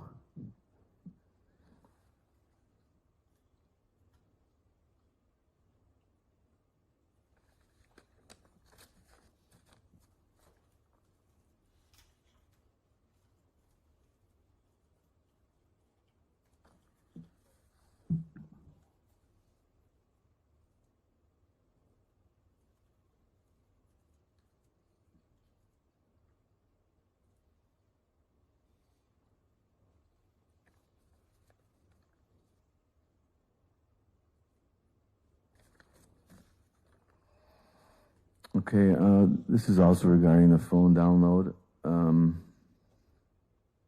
Are you aware that on October 18th, 2023, DA Sarah Sadowski claimed that no messages were withheld by law enforcement? Objection, relevance. Sustained. Next question.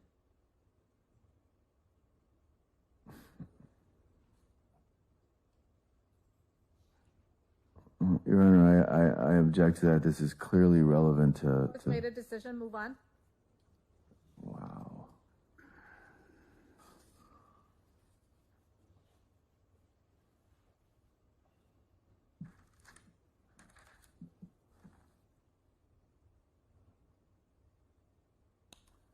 Are you aware that on February 14th, 2024, that an unredacted phone download was then turned over to defense? Objection, relevance. Sustain, move on. Court has made a decision, move on. Oh my God.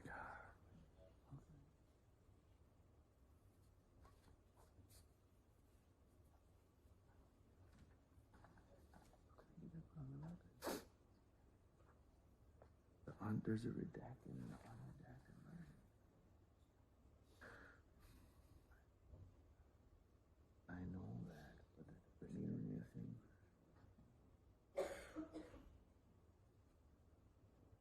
There's a redacted version.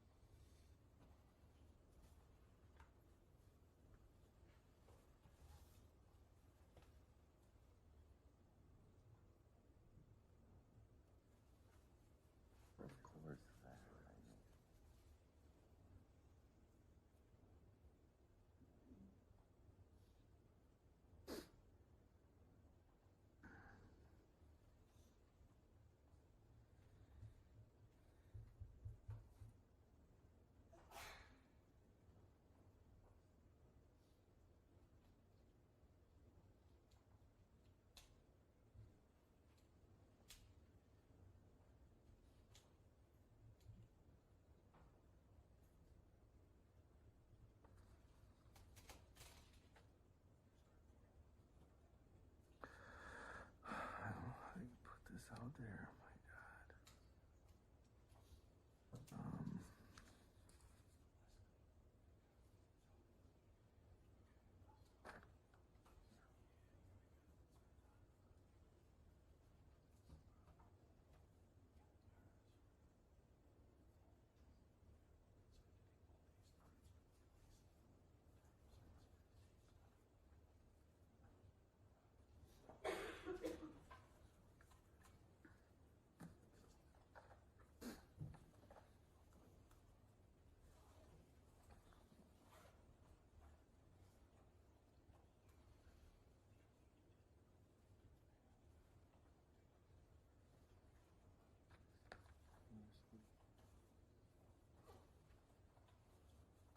No, that's all right. That's all right.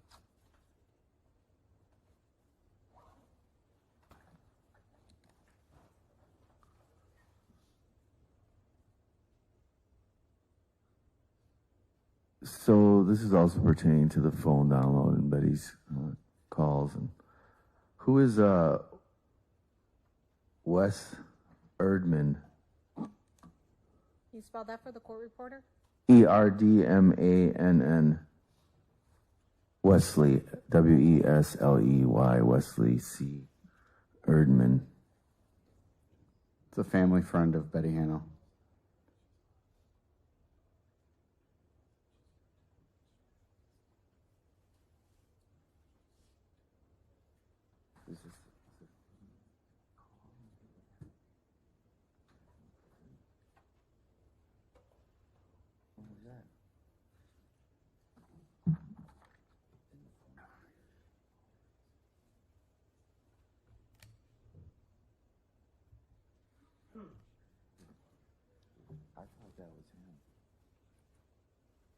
where's the one?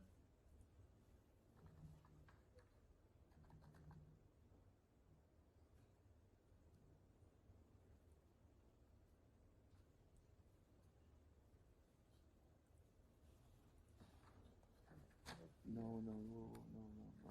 No, we need to follow it.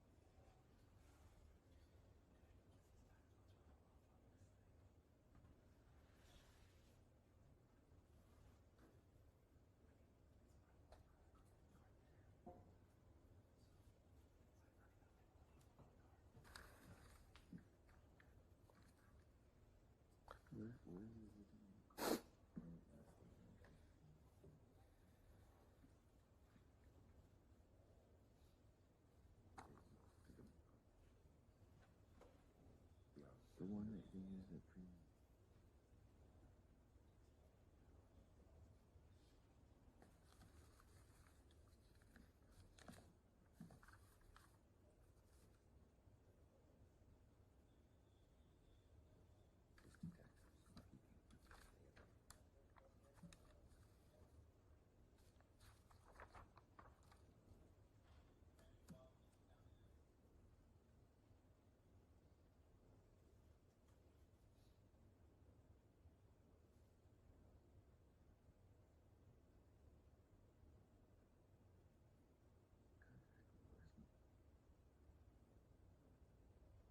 Yeah, it was in there somewhere.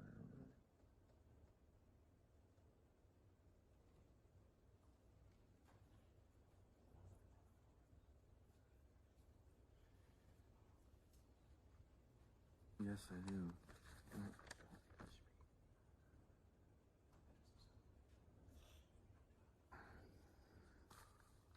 Any more questions? Yes, Your Honor. Just 1 second, please.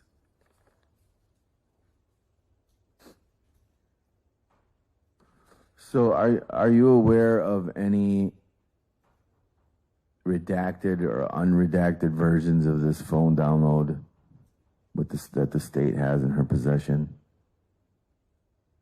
I don't know what you're talking about. Are you aware that the state has a redacted or an unredacted version of the phone download? Objection asked and answered. Sustained. Next question, please. What?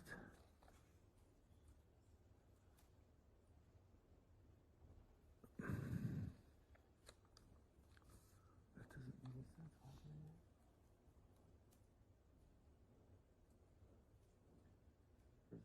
can I rephrase it?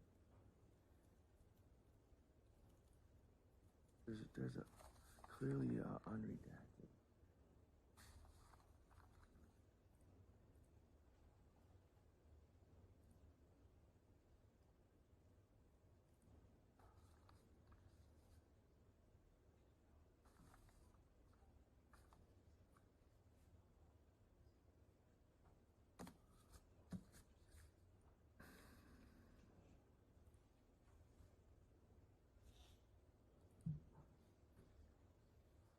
are you aware of a stipulation in order regarding an unredacted phone download? Objection relevant. Sustained. Next question. Court's made a decision. Next question. May I submit these as exhibits, Your Honor? What's the exhibit number? 500, 501, 502, 503, and 504. Okay, Deputy?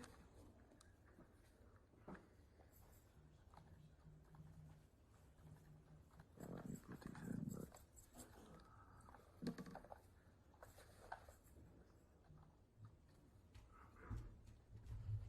Your Honor, I would object to these all being used as exhibits. They refer to the not relevant evidence that we've just been discussing. Okay. Members of the jury, I'm going to allow you to go on a 5-minute break, and then we'll bring you back in and remind everyone this case is not concluded. Do not talk about it. Do not conduct your own research.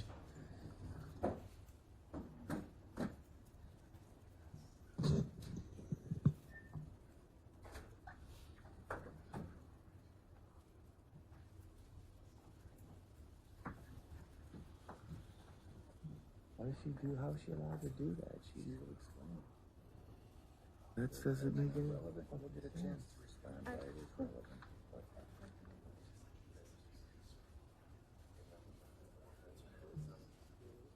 Okay, we're outside the presence of the jury. Okay, the state's objection, a little more, now that we're outside the presence of the jury, a little more elaboration, and I'll turn to Mr. Olson for his response. That's you. No, I'm asking you first. Oh, Yeah. You said Mr. Olson for his response. Oh, I meant you. I meant state, yeah. They are court filings that have been filed with the court. They're not part of the factual basis of this case. They're outside of the knowledge of this court officer. And trial is not the time to relitigate discovery issues or motion issues that are all part of pretrial motions. And all of those documents are related to that. Okay, response? And I disagree and I object. This is the most important part of my case, is that there was unredacted version of this phone download proving that there is a text missing, and that the phone download is altered, has been altered, and was altered, and that I've been given numerous, at least 2 different versions of the download, which can be proven by the CCAP, where an attorney was given full discovery, and then 1 month later, that same attorney was given an unredacted version of the phone download. So that there was 2 versions given to this one attorney. In January, D.A. Sadowski gave Attorney Conradi full discovery, and he acknowledges this on the record in court in January of 2024. Then, on February 14th, Attorney Conradi and Sarah Sadowski created a stipulation in order without Judge Child's signature that I couldn't get this new unredacted phone download that was turned over on February 14, 2024. So this is the most relevant part of this case, and is probably the most, important thing for my life right now. And I don't see how this could not be relevant. This is the most relevant of the entire case, and it shows malicious and egregious intent by the district attorney to deceive not only myself but the court, and my attorney at that time is whether it is malicious or not by him, he assisted them by signing that document to keep an unredacted new version of the phone download from me, and they did this with the clerk of courts, Amanda Hodges, without Sum it up so I can make my Okay, well, without the judge's signature, and then 5 months later, that same document is fraudulently signed in a sense because it's 5 months later. So this is very relevant, Your Honor. The text, I know the texts were there. I've seen it with my own eyes.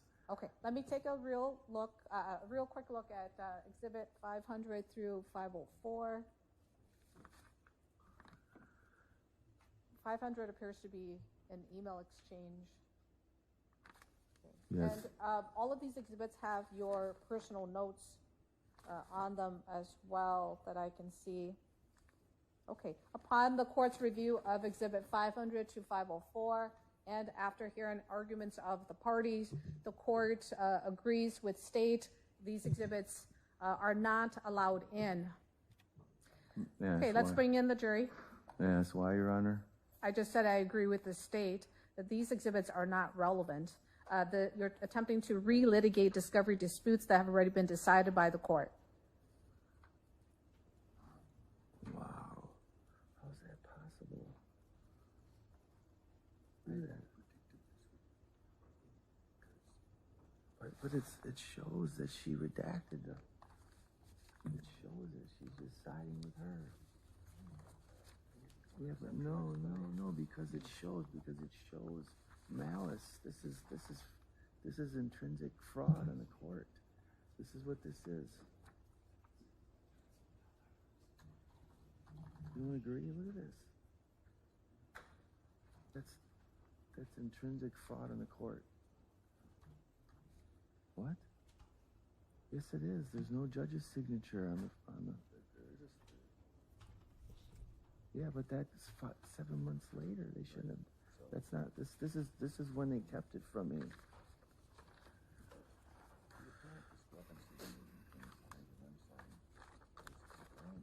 No, it wasn't. No.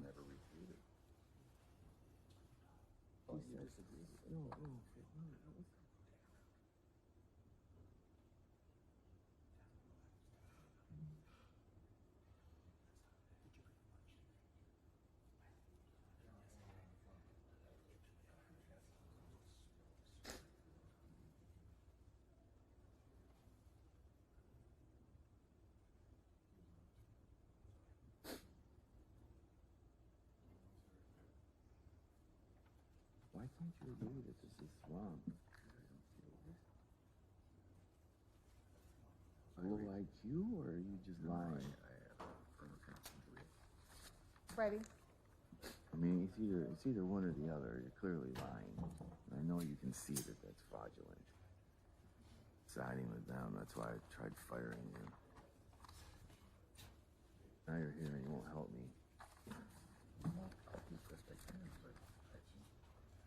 No, well, I mean, that's pretty. Okay, we're back on the record in the presence of the jury. Welcome back, members of the jury. Mr. Olson, please continue.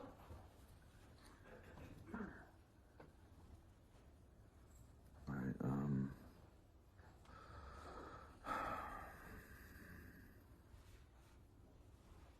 even sure how to proceed on this.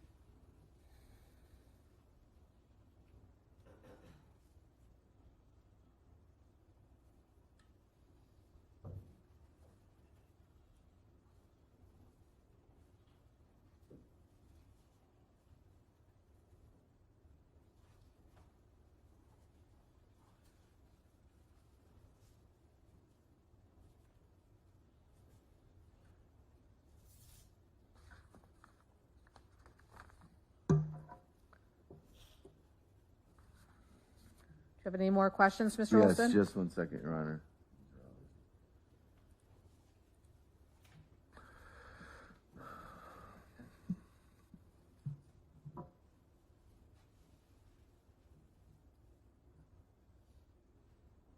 So you said that Betty Hanel had and Mr. Olson had made 5 stops where her credit card was used. And you have video of 2 only? Is that correct? Yes.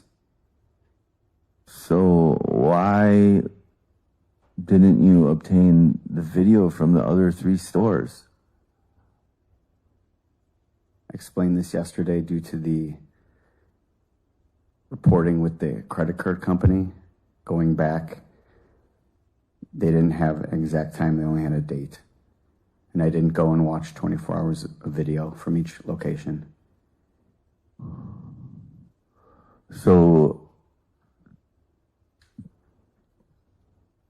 don't you think this is important to Betty Handel's claim of abduction, to view video evidence? Video was not pulled from the 3 other locations. Wouldn't you normally, in another investigation, pull all video that you could to prove an abduction? A claim of an abduction is very serious, is it not? Can you ask the question again? Isn't someone claiming they were abducted, isn't that serious? Yes. So, in any other situation like this, wouldn't you go back and pull all video? At the time, the police department did their best with time and resources in a timely fashion to get evidence that was needed for this case with video, interviewing people, phone downloads, vehicle searches, getting items to the crime lab. So if we probably did the case again, the same outcome would probably happen. Isn't it true that you didn't get the video because it disproves Betty's claim of being abducted? Objection, testifying and asked and answered. Overruled. You may answer the question if you know it. Can you repeat it? Isn't it true that you didn't get the video because it disproves Betty's claim of being abducted? No.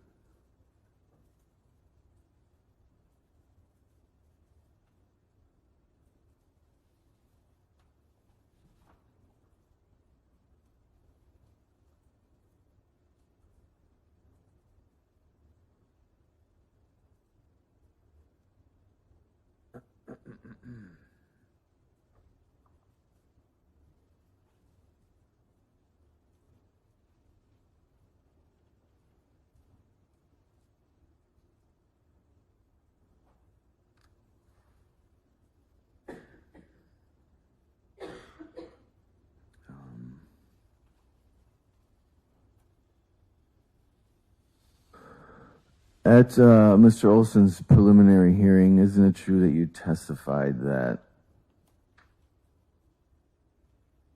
Mr. Olson was actually driving at the liquor store, the first stop with Betty Handel and Mr. Olson?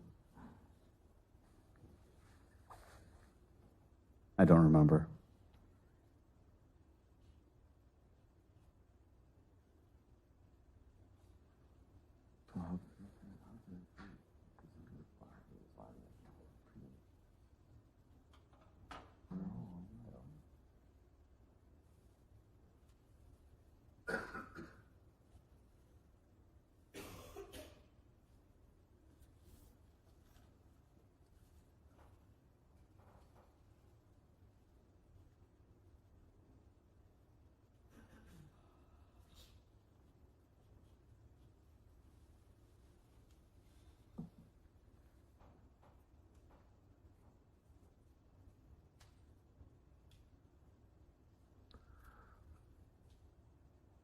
Do you think it's odd that Betty Handel was driving during numerous stops with Mr. Olson and Mr. Olson going into the stores, gas stations?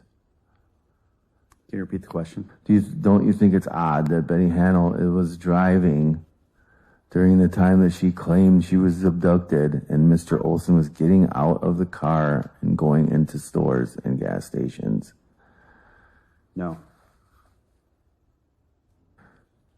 Don't you think Betty Hannell could have drove off at any time since she was driving and Mr. Olson was not in the car? No.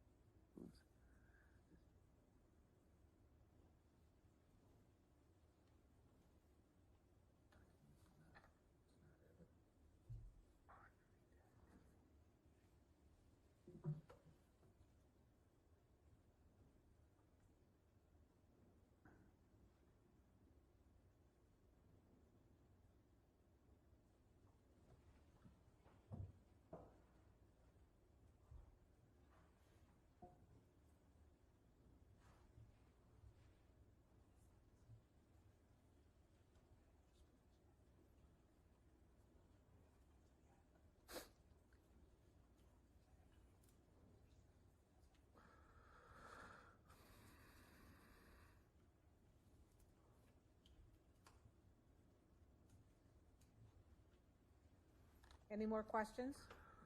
I would like to go back to your interview with Mr. Olson. Your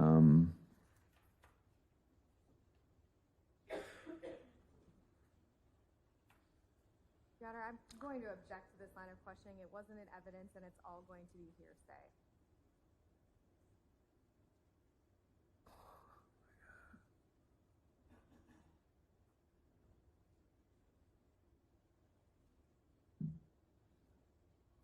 It's permissible to the extent that it doesn't elicit hearsay testimony, and of course, that it's relevant. Relevant.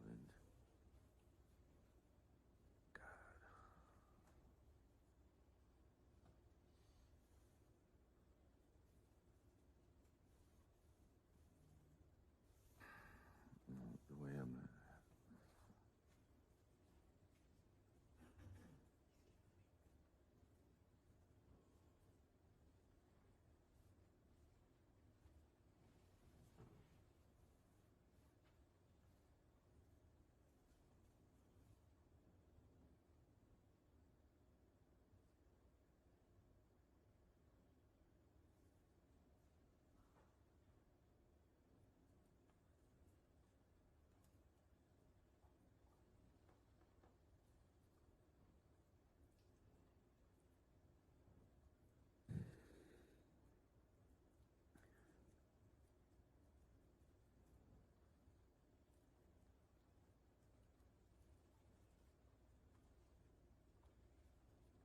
Isn't it true during your interview with Mr. Olson that Mr. Olson claimed that Objection, testifying. Sustained.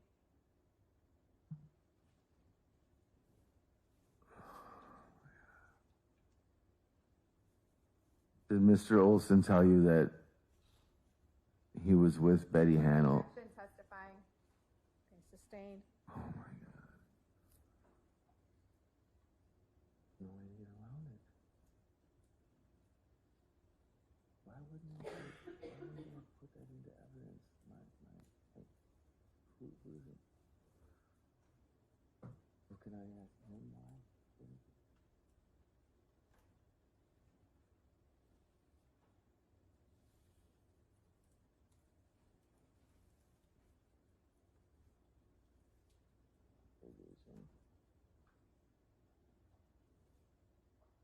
So is that normal for you not to use a defendant's interrogation in a case? Objection, relevance. What? Your Honor, if you want to get into this more, we should excuse the jury. The members of the jury, I'm going to give you a 5-minute break. Hopefully no more. Remind everyone this case is not concluded. Do not talk about it and do not conduct your own research.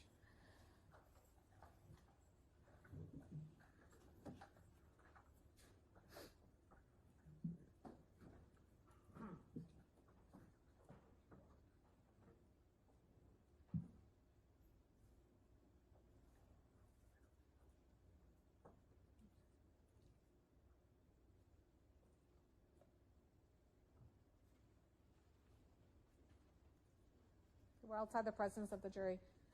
Mr. Olson, what's your intention with this line of questioning?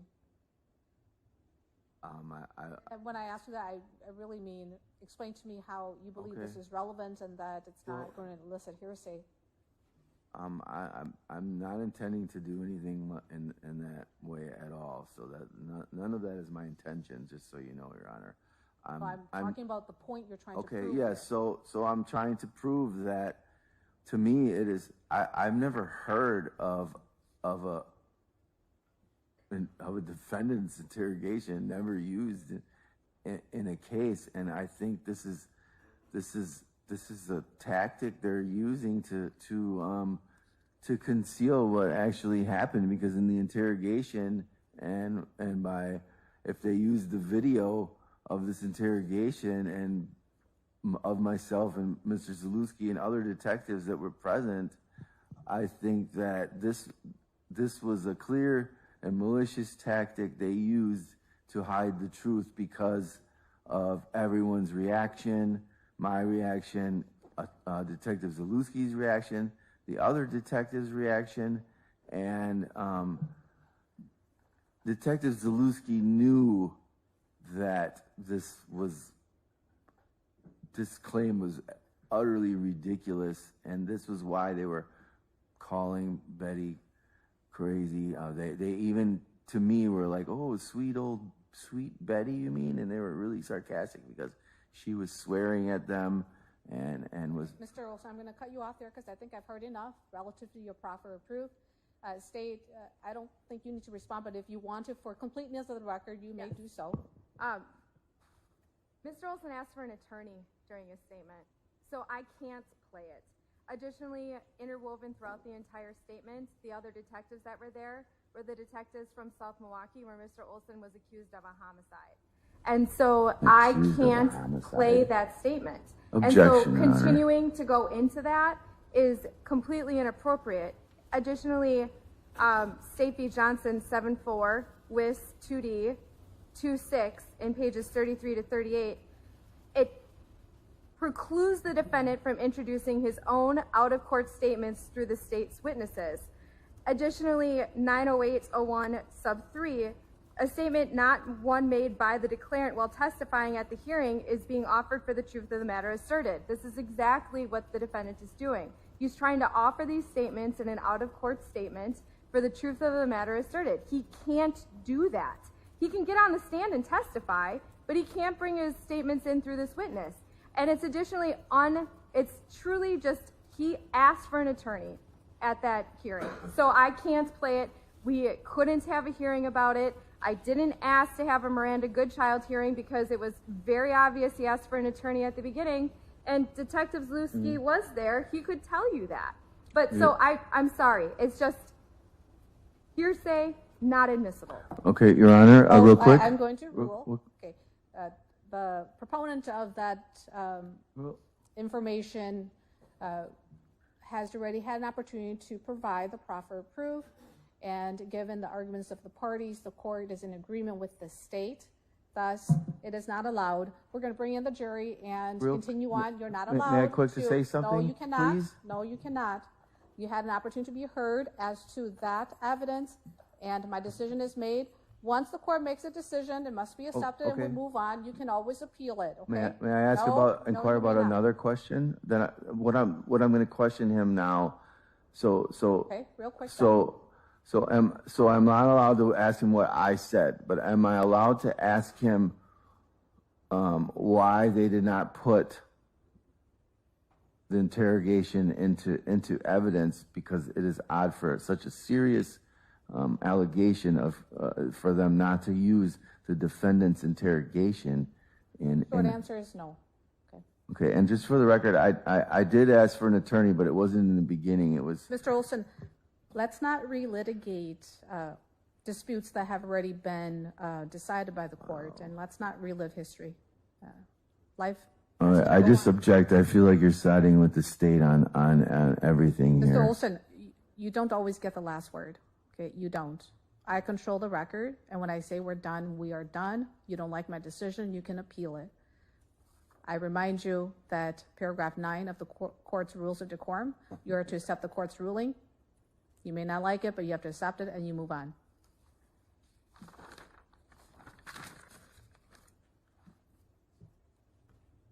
May I add? No. Can I object to anything? I can't object. Wow. Okay, we're ready. Huh? I mean, I'm not allowed to ask him anything. It's quite ridiculous. They don't use my interrogation. This wasn't asked for an attorney until after we spoke to him about it. I mean, ridiculous.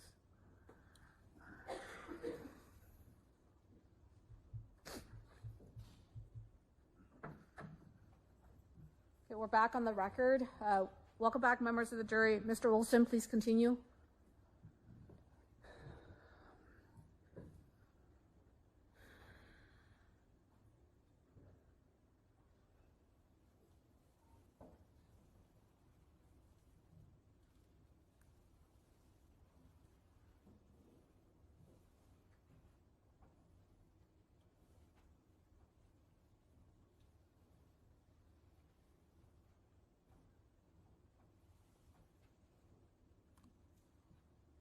So, Your Honor, before I make my request, am I allowed to make a request to you of this witness?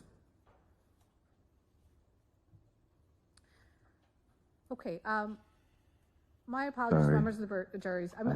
I'm going to take you back out there for another break. I hope it's a Sorry. short one. Remind everyone this case is not concluded. Do not talk about it, and do not conduct your own research.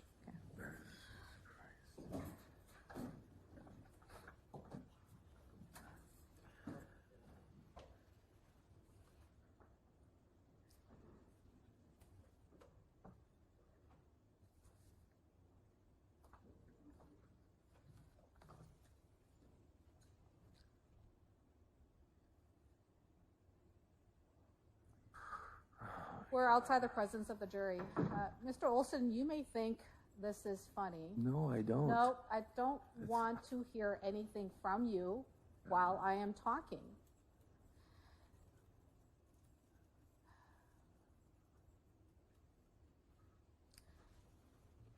This is not acceptable. And although I've had your case for a very long time, I think I've had enough exposure to you to know how you conduct yourself. I am not going to tolerate this anymore. We've lost so much time. I am, however, though, going to give you just a little more time to talk to standby counsel so that you are, I know you're aware because I've gone through this with you before, but that you remember and appreciate that there are rules and procedure we all must follow. And while you're not an attorney, I don't expect you to know. The fact remains that you are representing yourself, you have standby counsel, you are expected to know the rules of procedure. And what you are doing, and I know you're fully aware of this, No, I'm not. is to delay this trial. No, that's not true, Your Honor. Again, we're not having Well, it's not a true. conversation back and forth. You don't get to engage with me, okay, in a conversation like this. I am talking, okay? And again, you may not like what I'm saying, you may not like my decisions, but you still have to accept it and we'll move on. There's only one person in this room who controls the proceeding, and that is the judge. Doesn't matter if it's my courtroom or anyone else's courtroom. So now I'm going to go off the record to give you a few minutes to talk to your attorney about criminal procedure so that you understand, because what you just pulled right now, okay, when we bring in the jury, we're ready to go. Okay, you had an opportunity, which would have been a sidebar discussion. So we had a discussion outside the presence of the jury, okay, relative to your examination. If there were other things that you wanted to do that you believe would require the court making a decision, you should have taken that up while we were outside the presence of the jury. And mind you, this morning I started off with letting everyone know that if there's anything you need during examination, let the court know. You had a chance to let me know, but you waited until the jury was brought in. It is not acceptable. This is another tactic of yours to delay this trial. And I'm warning you, this is a stern warning. Again, I'm being more than tolerant of your behavior and your antics, but I remind you that the rules of decorum, I should just have you removed from the courtroom, okay? Because this should be another violation of the rules of decorum. But out of extreme caution, ensuring that this case proceeds in a fair and just manner, I'm going to go off the record so that you can talk to standby counsel to make sure that you understand what is and is not permissible. No, we're done. You don't control the record. You have to understand that. You don't control the record. Okay, we're off the record. She doesn't let me speak. What for? I asked her to let you take over because I had a concussion at the beginning of this week, but she denied my right to let you take over. Yeah. That's why I don't have a right. Yes, no, that's what she told me. No. Listen, let me finish. So you interrupt me, she interrupts me. Yes. It doesn't make any sense. I can't interrupt anybody. We're doing that then. Comfort breaks are. Yes. Thank you. You may step down. We're off the record. God, man. Anybody else?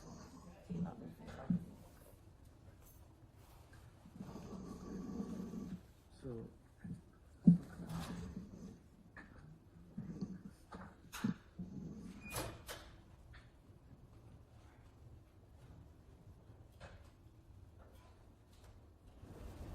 I didn't ask for any of that. She grew up in the system, but she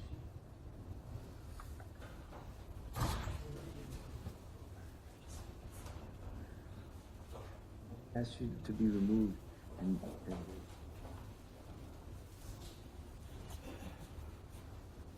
I asked you to take over because I had a concussion, wasn't ready, and I didn't have discovery. And she told me, "No, let me finish. Let me finish." Yes. So because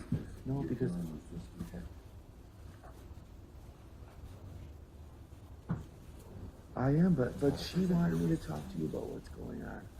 So when she made me keep you, she's there just in case I couldn't move forward in trial, so you could take over. Now that I wanted you to take over, you're saying that no, that's not what you're here for. Okay, in court on the record. If I couldn't move forward, I wanted you to take over like you did. I had my right to do like you took over, so you did.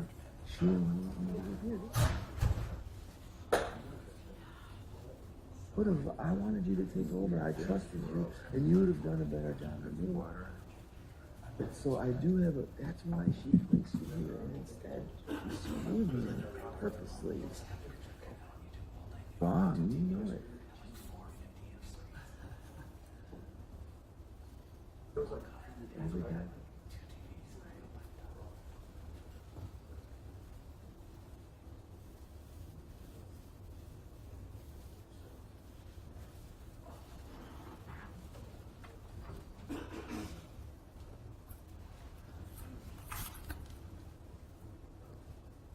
I don't know what to do. I mean, hey, I was trying to ask her to order him to turn over.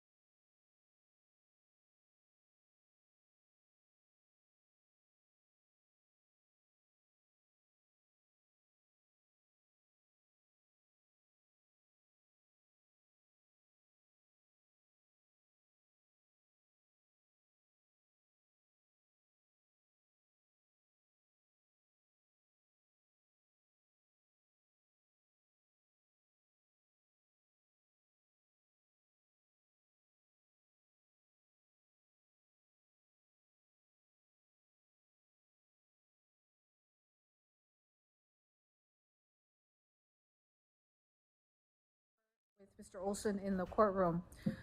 Okay, Mr. Olson, you said there was something you wanted to ask of the court relative to your anticipated questioning of the witness. Yes. What is it? Okay, so my main concern are it's pretty you know, it's just one or two things, you know, it's not very much really, but my main concern is the phone download. And what I would like to ask of you, Your Honor, is that you order Detective Brian Zalewski to turn over directly to the court or defense or a private investigator all the pictures from Betty Handel's car that were taken and any items found, and the original phone download that he has in his possession, because I believe this is extremely important to my case, and it's the most vital piece of information, and it involves my life here. And I would like to ask you to order those two items be turned over directly from Brian Zalewski so that they can be evaluated by myself. And this would not even take very long. This would take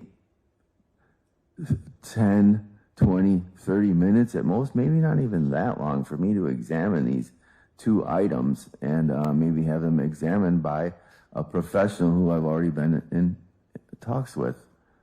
So that's my main concern. I just wanted to say real quick that now when Attorney Zalewski was appointed, and I did fire him for whatever reasons, you know, that I feel he wasn't helping me. But anyway, you forced me to keep him as standby and said that he was there just in case I needed him to move forward with trial if I was not prepared. Now, when I had a concussion during the beginning of this trial, when there's no final... Olson, I'm going to direct your focus, okay? We have a witness on the witness stand, and you had an ask of the court. I understand your ask now is for the court to issue an order directing the detective to turn over discovery directly to you rather than through the usual protocol, which is to the state. Or the court. I got that, okay?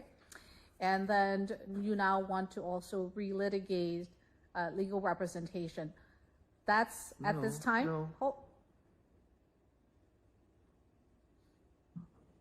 You're talking over me and I'm not done talking. Okay, that's a violation of the rules of decorum.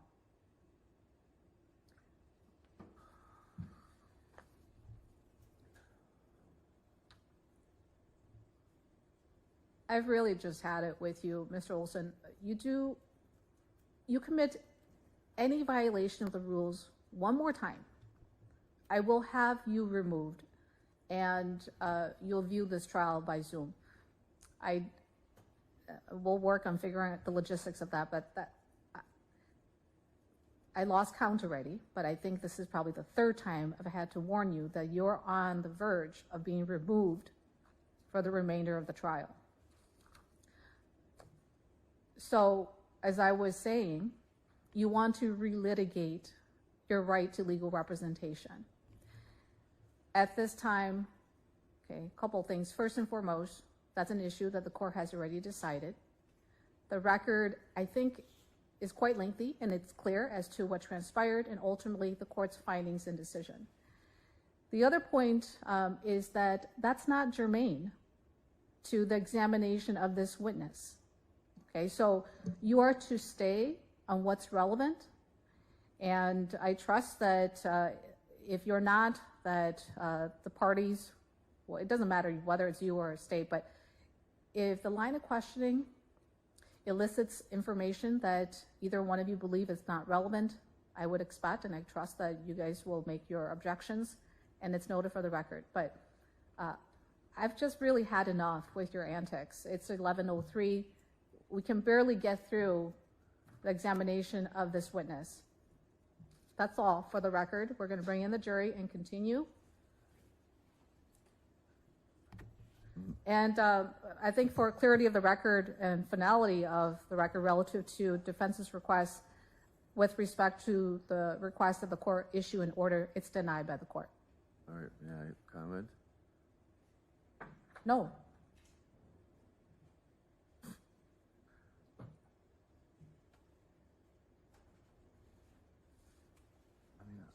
be able to speak, no?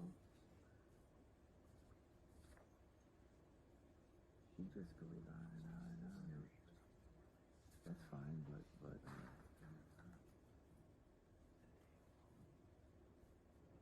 this is ridiculous. This whole trial is a joke. I don't have discovery. You have it, and it won't open. The two you gave me wouldn't open. We tried opening them right here.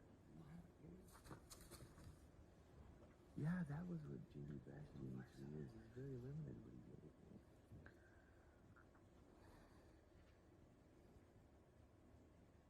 Retained. They thought retained it during the time. They never had full discovery. Look. I'm getting one by Judy Bastion. Two you gave me wouldn't open the phone. Or won't open it.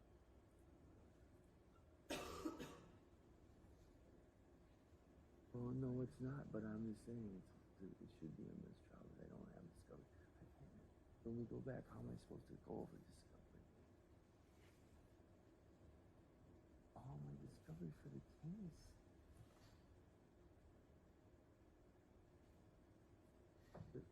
The one given by Judy Bastion, the two given by you don't open either. Already. We tried.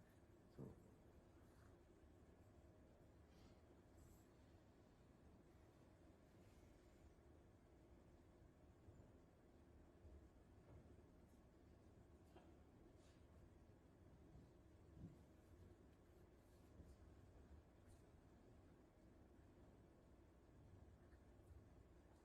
We're back on the record in the presence of the jury.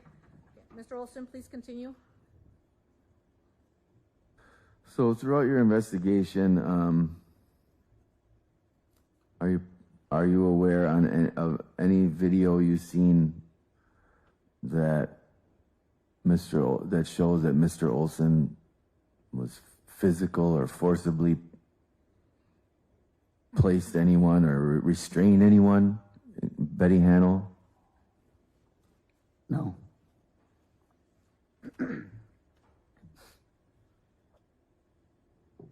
So, are you aware of anything physical, Mr. Olson trying to physically do anything to Betty Hannell inside of, what was the name of that? Casa de Giorgio? No. Are you aware of Mr. Olson forcibly going into any car belonging to Miss Hannell?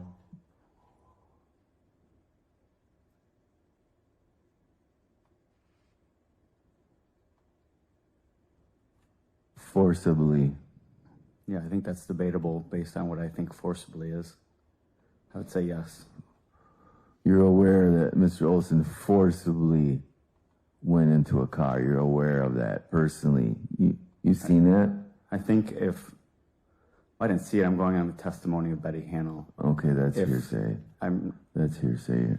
Judge, can I finish speaking? Sorry. No. You asked the question, let the witness answer. Thank you for asking me if it's forcibly. If I'm getting into my vehicle, I have an expectation of privacy that no one else would be entering that I'm not expecting. So if someone's opening a passenger front door, I would consider that forcibly. Are you aware that Mr. Olson actually closed Betty Hannell's passenger door or driver's side door for her? Objection testifying. Sustained. Next question. Is there any video outside of Casa de Giorgio? No. Are you aware that Betty Hannell testified that Mr. Olson and herself only spoke for a minute or two before she left Casa de Giorgio? Can you ask the question again? Are you aware that Betty Hannell testified that her and Mr. Olson only spoke for a minute or two before they left, before she left Casa de Giorgio. Yes. Are you aware that Rex testified that Mr. Olson and Ms. Handel actually spoke for about 45 minutes to an hour before they left together at Casa de Giorgio? I would disagree with your statement of what Rex said.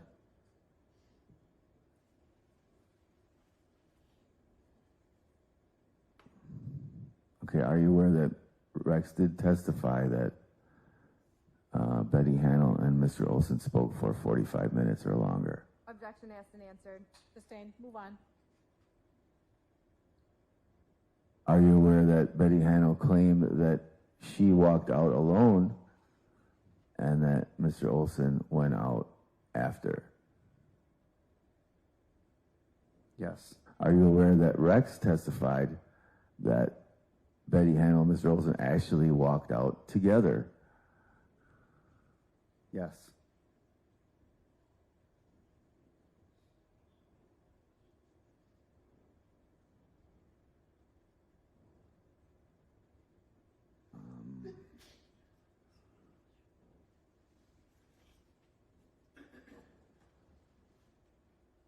Are you aware that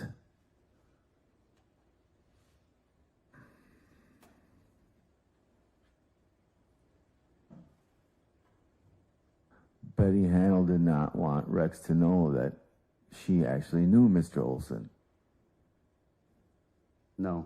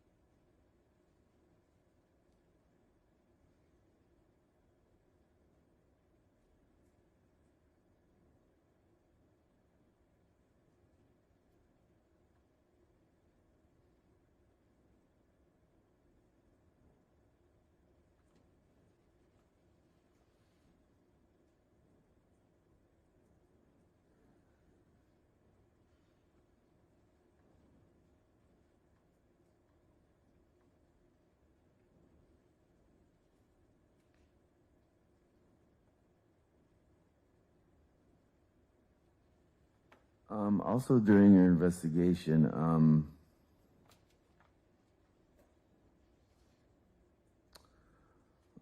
think, how can I phrase this?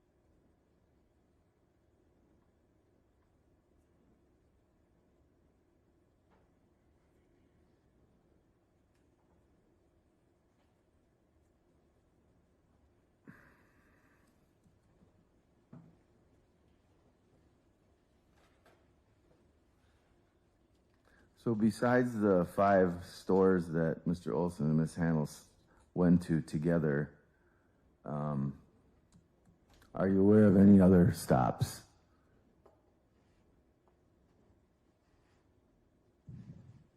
Yes, according to Betty Hanel's testimony, yes. What were those other stops? She said at some point you stopped for liquor, unless that was one of the 5 stops that's already used with her credit card. Wasn't there a testimony of another stop somewhere on the north side? Yes.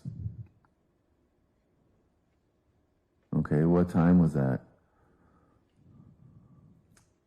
I don't remember. It's the northernmost point on the map that I'd made. Okay, there was also a stop made that Betty Hanel testified to, where Mr. Olson got out of the car. Question? Are you aware that of this other stop that was possibly that it didn't involve a store? Yes, there's a lot of different things that have happened here in 16 hours. Yes, Betty Hanel used the bathroom in an alleyway. Yes, there's a meetup with somebody. Okay. Betty Hanel is drinking alcohol. Betty Hanel is asleep. The stops, that's only for the stops. Olson, will you please let me finish? I only asked for the stops, so I didn't ask for you to continue. Next question. So there was what about this meetup? Could you tell me what this meetup was? I don't know. And what time did this meetup occur? I don't know. And doesn't this occur during the time Betty Hanel claimed that she was asleep? I'm not sure. Didn't this also occur during the time Betty Hanel claimed she was up all night? I'm not sure. Are you aware if Mr. Olson got out of the car at this time? I don't know.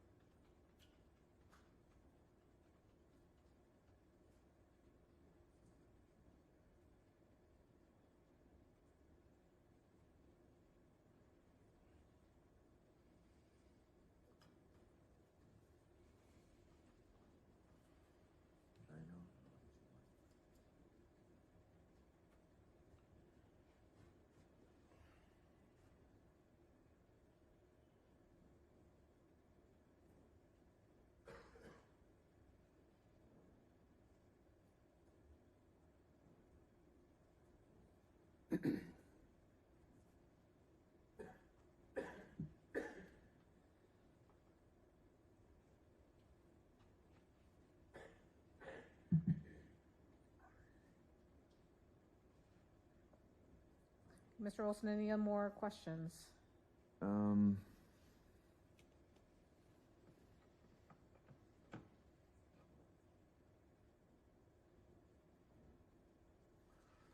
see the page.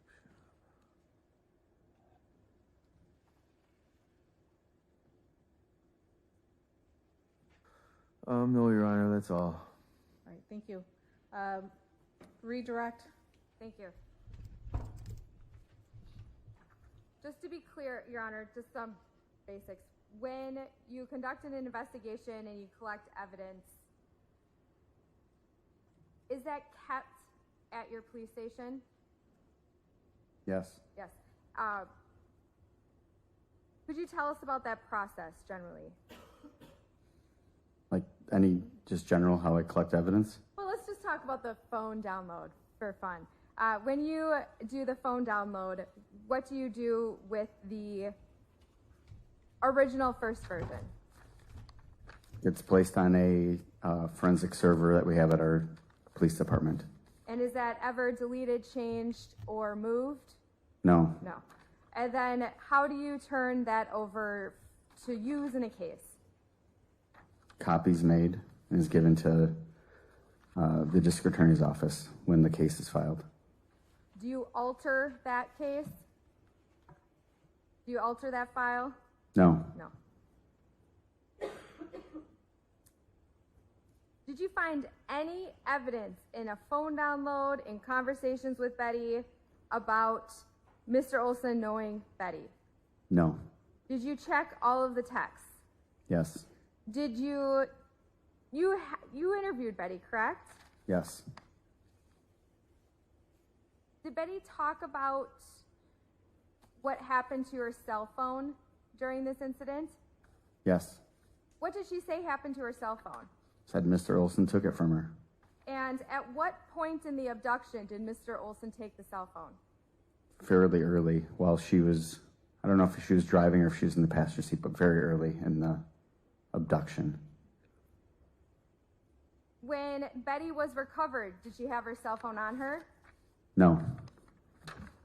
Now, Your Honor, I don't know if Exhibit 505 was ever moved into evidence. No. No. Yes. I would like to move that into evidence, Your Honor. Any objection? No, thank you. Received. Oh, I think the TV's turned off again. But do you remember Exhibit 505? No. Is it what's up right now? It will be shortly, yes. It was the defendant's exhibit. Yes. When you read under the URL, is there an account associated with that?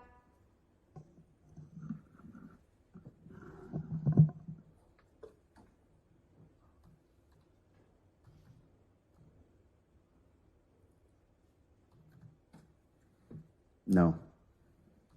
Can you tell who typed in that Google search? No.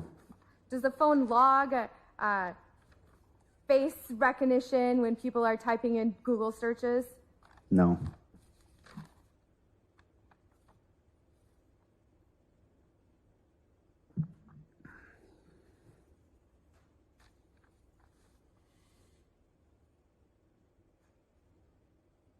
And after those Google searches were made, were they kept on the phone? No, they're deleted. And we talked about deleted messages and phone calls yesterday. What time frame was deleted off of Betty's phone?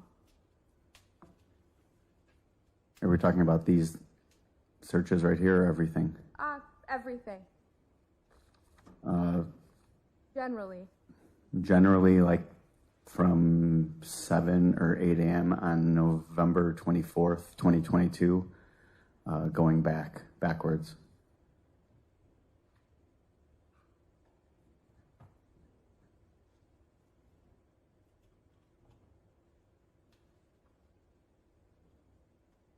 Just briefly, Mr. Olson brought up Wesley Erdman. Yes. What relevance does Wesley Erdman have to this investigation? The relevance is at one point, Tim Olson claims that he's Wes, and that will prove that they're friends.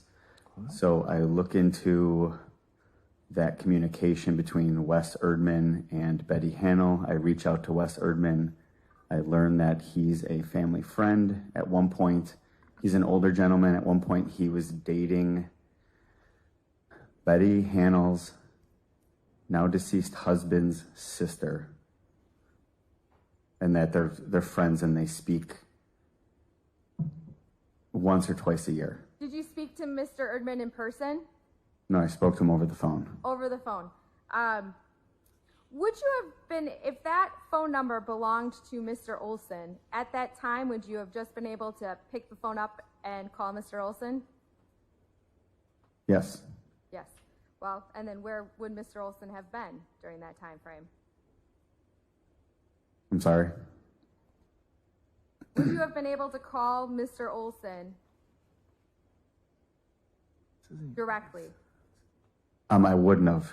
No, you wouldn't have been able to call him. No. No. So, but you were able to call Mr. Erdman directly? Yes.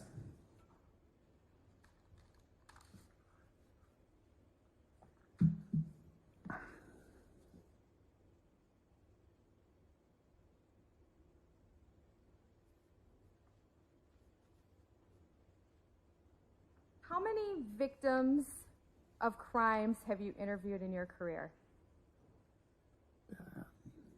I don't know. A lot. Objection, Your Honor. On what grounds, what basis? Irrelevance. Misleading the response? jury. He was attacking the credibility regarding different statements, and I think that talking about victims and their responses to trauma is relevant. And so I'm trying to set the foundation for that. Objection overruled. You may answer the question if you need to repeat it. The state can do so. A lot of victims. Like hundreds, thousands? At least thousands. At least thousands. So when a victim initially reports a crime, is there a standard reaction that occurs? Yeah, they're scared and they have emotional distress. And if you re-interview that victim a few days later, what is their demeanor like usually at that time? Calm. Is it common that some of the statements change between those two interviews? Yes. If two different people interview the same victim, do they ask exactly the same questions? No. No. So, for example, you interviewed Michael Four, is that correct? Yes. And then Officer Garrett Olson interviewed Michael Four, is that correct? Yes. Was Garrett Olson's interview recorded? I don't know. No. Did we see any recordings of the interview during this trial? No. No. Was your interview with Mr. Four recorded? I don't know. No. And did you compare notes and ask exactly the same questions? No, we did not. Does it make sense that the responses are not exactly the same? Objection, Your Honor. Yes. On what basis? He's giving his opinion. Objection overruled. Next question. Thank you.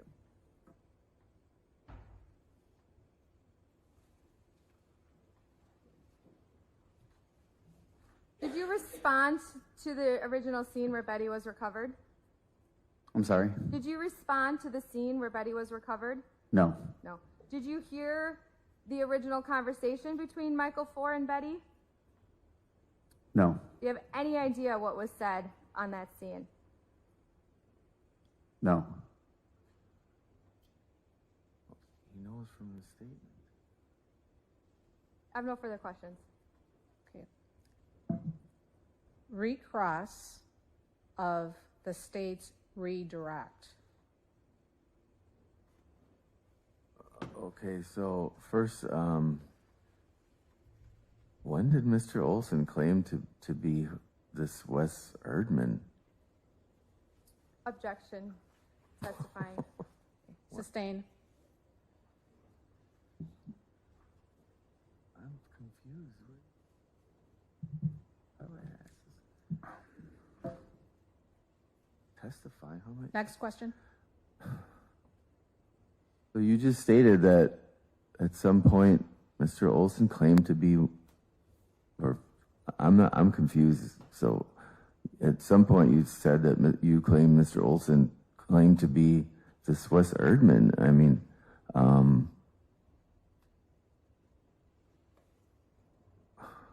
What's the question? what? In what way did Mr. Olson claim to be Wes Erdman? To who did Mr. Hold on. All right, Ask all the right, question, sorry. let the witness answer. I believe from listening to jail calls, I believe you stated that would prove that you're friends with Betty. What?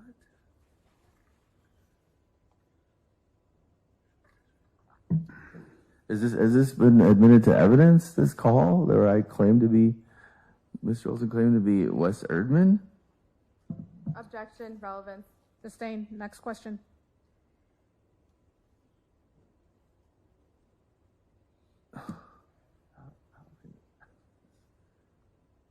What did happen? A phone call? You really said how did I redirect that?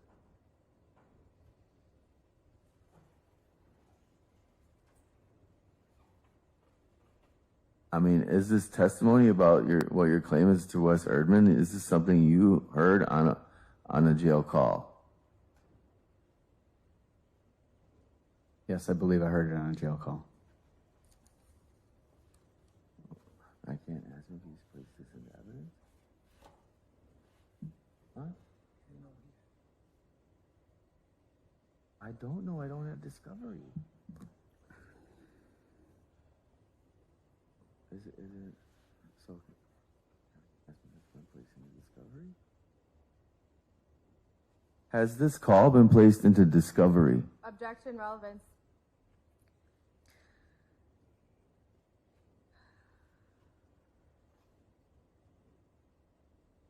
Sustained.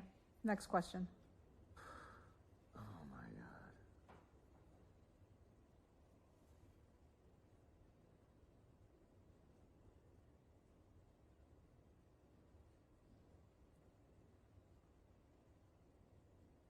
Do you have any knowledge of this? Is this accusation, absurd accusation, is this in any police reports or statements or in this investigation? Objection, relevance. Overruled. You can answer that question. I don't think it's an accusation. I believe I did write a police report from me speaking to Wes Erdman.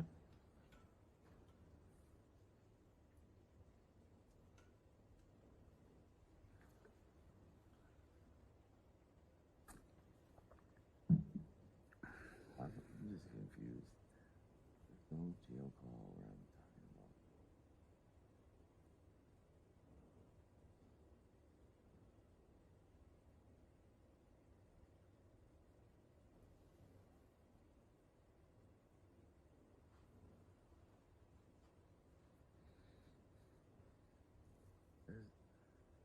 So according to your police report right here, there's nothing in here that you said that you heard Mr. Olson claim he was Wes Erdman.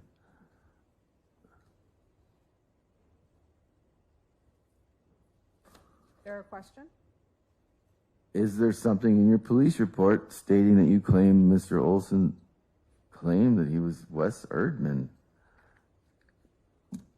I believe I wrote a police report for reaching out to Wes Erdman. You're saying Mr. Olson reached out to Wes Erdman? No, I spoke to Wes Erdman. Okay, so regarding your claim that Mr. Olson claimed he was Wes Erdman, did you write a report on this? I wrote a report about speaking to Wes Erdman.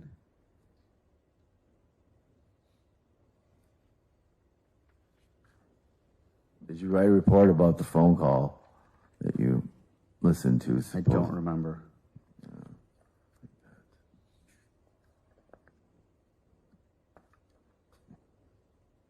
Absurd.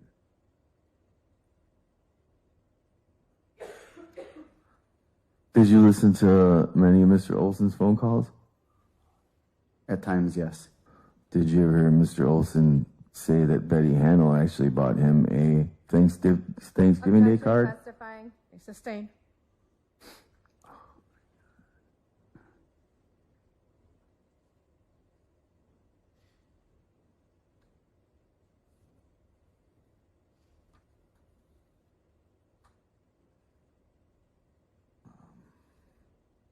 So what?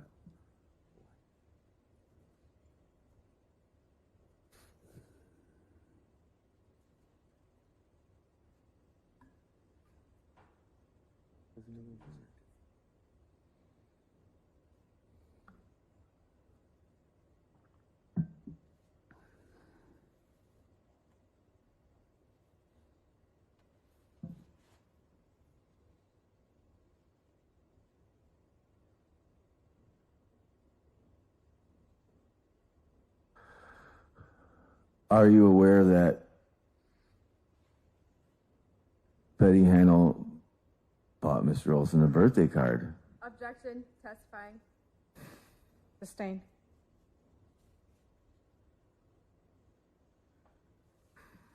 I can't prove anything that really happened. It's all lies.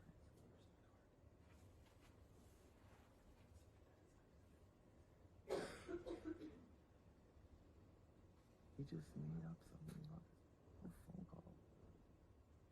I need to show that he's lying.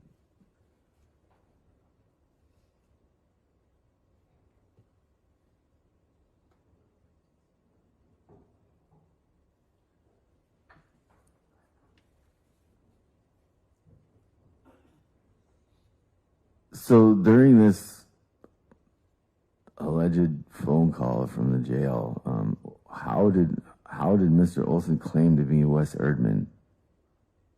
Objection. Relevant. Overruled. You may answer the question. I believe you're speaking to your mother, and you explain that this person or communication will clear you that show that you're friends.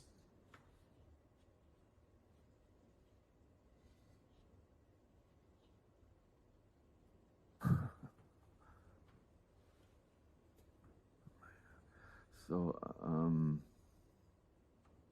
is any of this accusation placed into evidence? I don't know. Is any of it placed in discovery? Objection. Relevant. Sustained. Next question.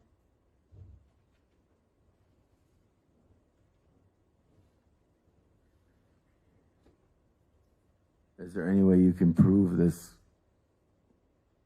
accusation that Mr. Olson claimed to be Wes Erdman? Objection. Asked and answered. Sustained. Next question.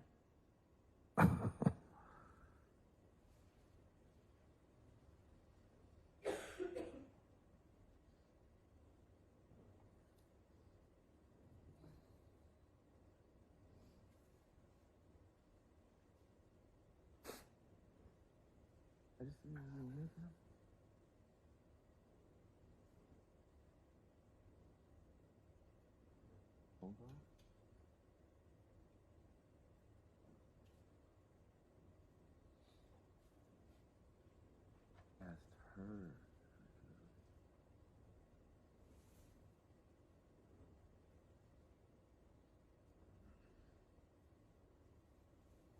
Any more questions? Yeah, just a second, Your Honor. I'm just making sure I don't violate any more rules.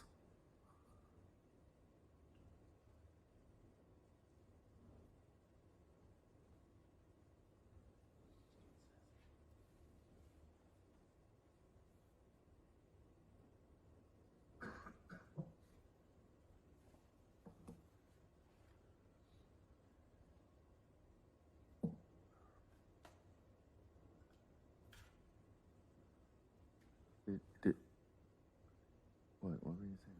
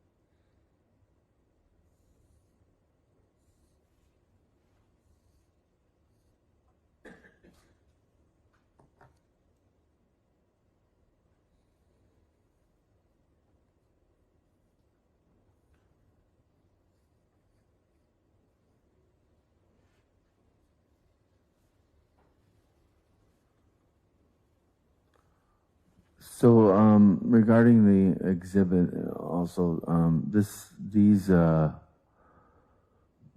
accessing these accounts were during this alleged incident. Did you investigate these Google Voice account entries? No. This was a pretty serious alleged incident. This alleged abduction. Isn't it odd that you didn't do a lot of investigating? You didn't. Isn't that odd? No. You don't normally investigate serious cases to the full extent? I do. I think I was very thorough investigating this case.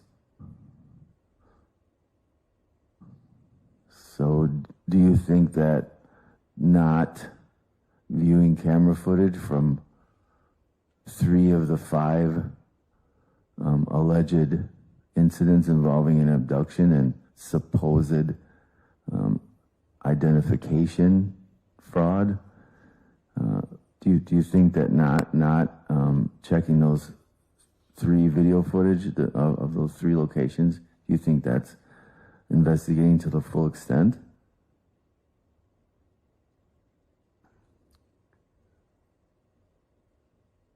During my investigation of Betty Hanel being abducted, I followed the paper trail back. I was able to get video at 2 of the businesses where Mr. Olson used her credit card without Betty Hanel in the business.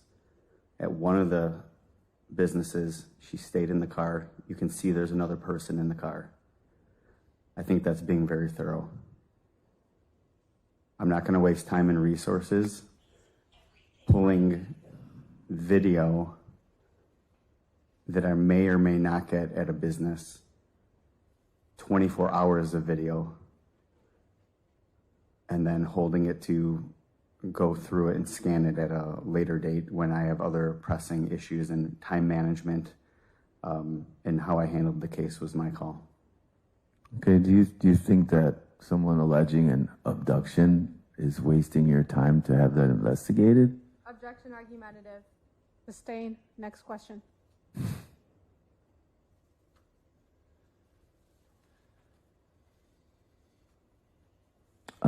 Wouldn't you normally investigate the phone usage a little more? They're like, wouldn't you normally investigate this account, who accessed it, whose account this was? Wouldn't you normally investigate that?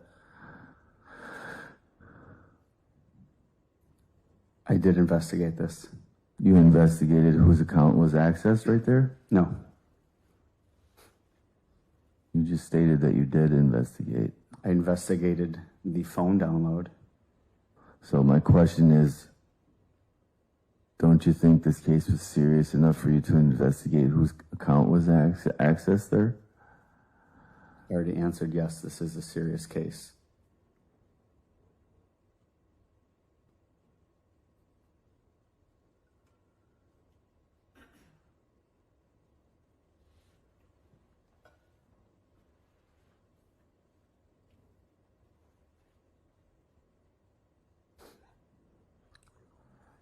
Okay, so for the redirect with Michael Scott 4,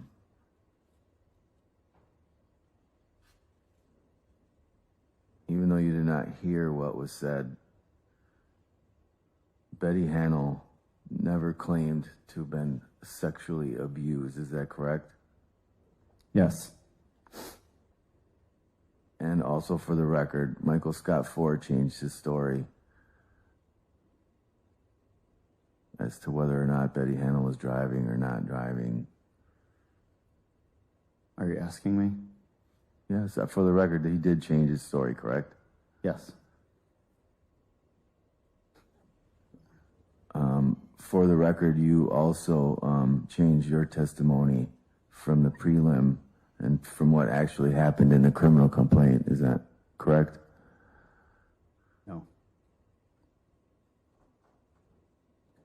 I'd like to remind you that you're under oath. Objection argumentative. Sustained. Ask a question if you have one.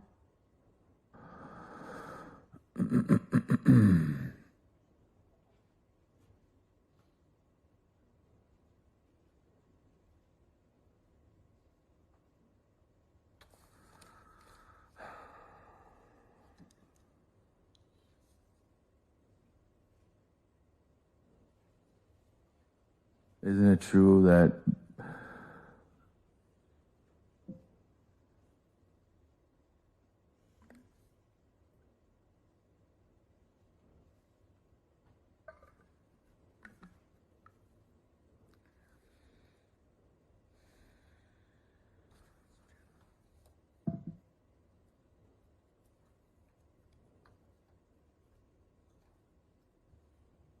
so you had just stated that Michael S4 changed his story.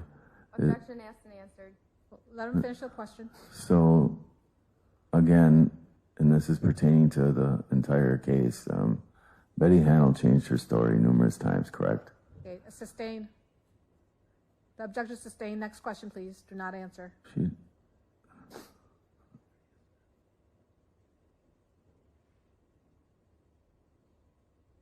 that's all, Your Honor. All right, follow up to that state? Just briefly. Officer, if I showed you your report regarding your interview with Wes Erdman, would that refresh your recollection about how you actually heard about this person? Yes. Yes.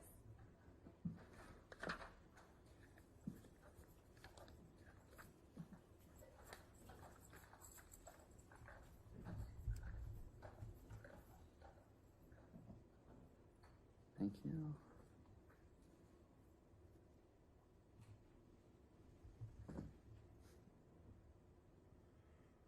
Take a moment to review, and when you're done, please give that back to the deputy.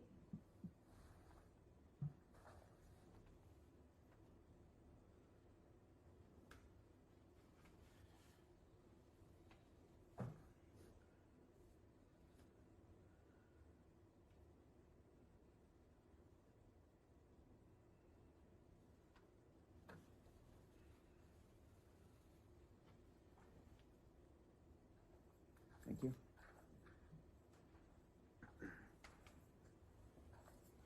Did you have an opportunity to review your report? I did, Yes. So, why did you look up Wesley Erdman? because you asked me to. And you're familiar then with what was previously marked as exhibit number 114, correct? Which is one, what, The download of Betty's phone. yes, okay, yeah. And I am pulling up what is page 411 of 15,086. And I'm looking specifically at the box labeled number 2. Is there a name in that box labeled number 2? Yeah, the name is Wes. Is there a last name? No, No. Does that, you just reviewed your police report regarding Wesley Erdman. Does that phone number right above Wes look familiar? yes. By the context in this, could you tell who this was, this individual named Wes? You mean just from reading this? Just from reading this? No, No. So as part of the investigation, was it important to figure out who Ms. Hannell communicated with? yes. I have no further questions. Okay. A follow-up to that from defense.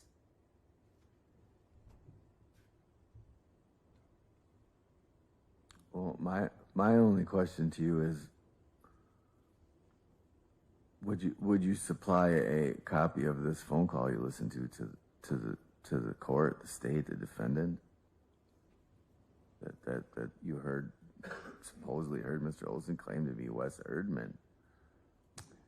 I might be mistaken. I've listened to a lot of calls of yours. All right. Stay, any follow-up to that? No. Okay. Thank you, Detective. You may step down. It's now 11:49, members of the jury. What I would rather do, rather than have the state call their next witness, to start very briefly and then recess anyway. I'm going to release you to lunch, but order that you come back a little earlier. I would like us to go on the record before 1:15. I'm going to shoot for a little after 1, anytime between 1:05 and 1:15 to go on the record. It's a little bit outside of what's permissible, but I'm sure that Chief will okay it. And so my order is that you return to the jury room by noon. I'm sorry, before 1 o'clock, so maybe 12:55. And that way, once all 14 of you have reported, then we'll bring you in and go on the record shortly thereafter. I remind everyone that this case is not concluded, therefore you may not conduct your own research, you may not talk about this case, the court's sequestration order remains in full force and effect. You are to stay away from anyone involved in the presentation of this case for your consideration, and likewise, those individuals are ordered to stay away from you. If there happens to be inadvertent contact, please let me know right away. Okay, enjoy your lunch.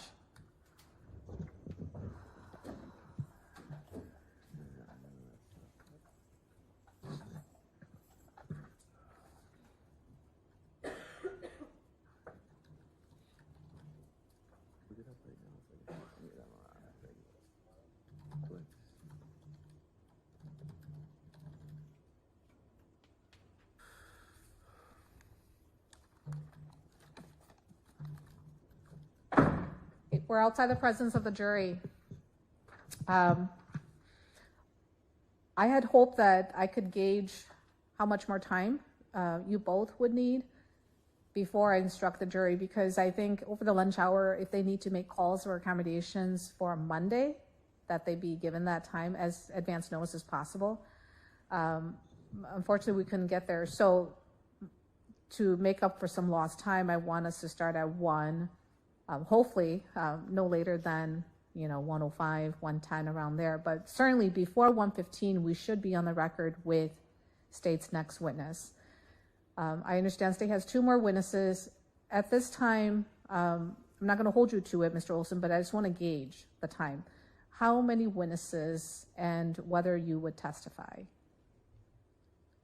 So my witness list was never, the subpoenas were never went out. I was told that Attorney Zalewski was in. The question is how many witnesses and whether you would testify, so that I have an idea on timing. That's all. I'm just asking for a number. So so I need to ask, because there was supposed to be a final pretrial, so this is all thrown out of whack. I'm going to redirect you one more time, Mr. Olson, and mind you that you are to answer questions asked by the court.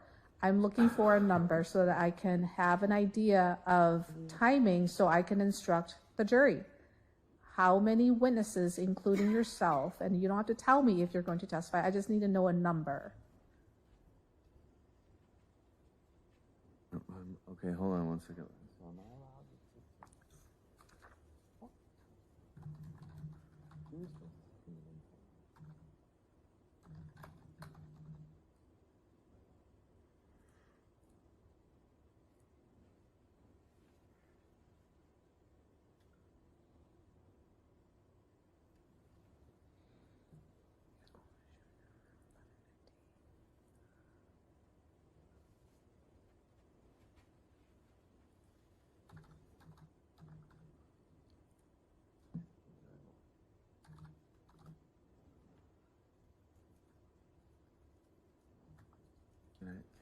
Can I recall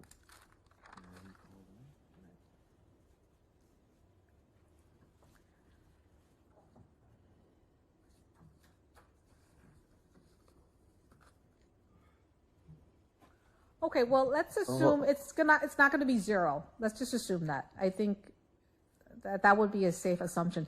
So if we have state's 2 witnesses and defense will call witnesses, what I like to eventually do is state when you finish your second to last witness, we're going to take a break, and then at that time,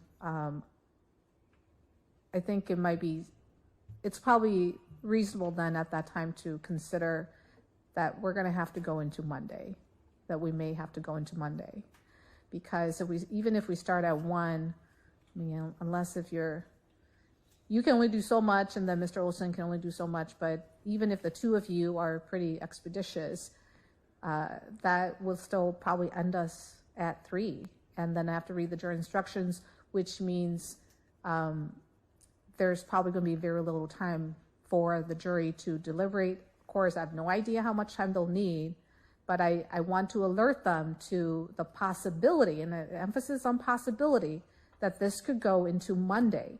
And if that's the case, that they at least have some advanced planning or notice so that they can do some advanced planning. That's my thought, and that's why I'm inquiring with the parties as to your numbers of witnesses. State? Can we just see how it goes after the state's case in chief? I don't expect, it's 2 crime lab analysts. I'm not gonna take that long with them. I hesitate to alert the jury that they might be here on Monday with the impending weather, because I'm afraid then they're going to just be angry as opposed to listening to the rest of the evidence. I think they're very well aware we're still going. So I believe just waiting until we see if Mr. Olson has any witnesses and then alerting them at that point. But I think I think it's a little bit premature. The time that I'm going to have in my head is 3 o'clock. So the sooner we start ticking closer to 3 o'clock, that's when I'm going to really seriously consider informing the jury that, because I think between 3 and 5, that's just very little time. My reading of the jury instructions is probably going to take close to an hour, 30 minutes minimum. Okay, Mr. Olson, your thoughts on timing, and limited to timing only. We're only talking about timing. Your thoughts?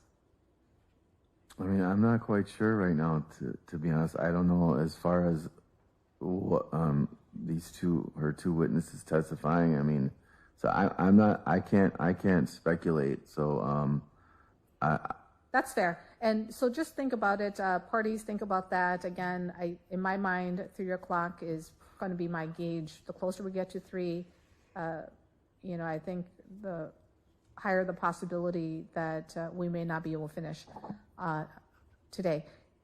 Attorney Wessel, see if you could talk to Mr. Olson about the witness lineup and then the colloquy that I'll do with him as well, so he understands. Okay, we are going to go off the record and go to lunch, and we'll be back up at 1 o'clock, and hopefully we'll go on the record immediately after 1. Okay, thank you. Your Honor, really quick. Okay, what is it? I needed, Deputy Bruce is very, very accommodating and nice, but anyway, I needed him to grab the item for my motion for my property. Is that okay? Sometime before whenever it's necessary, I just need it to be done sometime before the motion is completely heard. Yes, he may do that, and I think the deputies know how to get my attention. If you're requesting for something and they are unsure and they want to ask me, they know how to do that. So I don't think that needs to be on the record. Okay, we're off the record.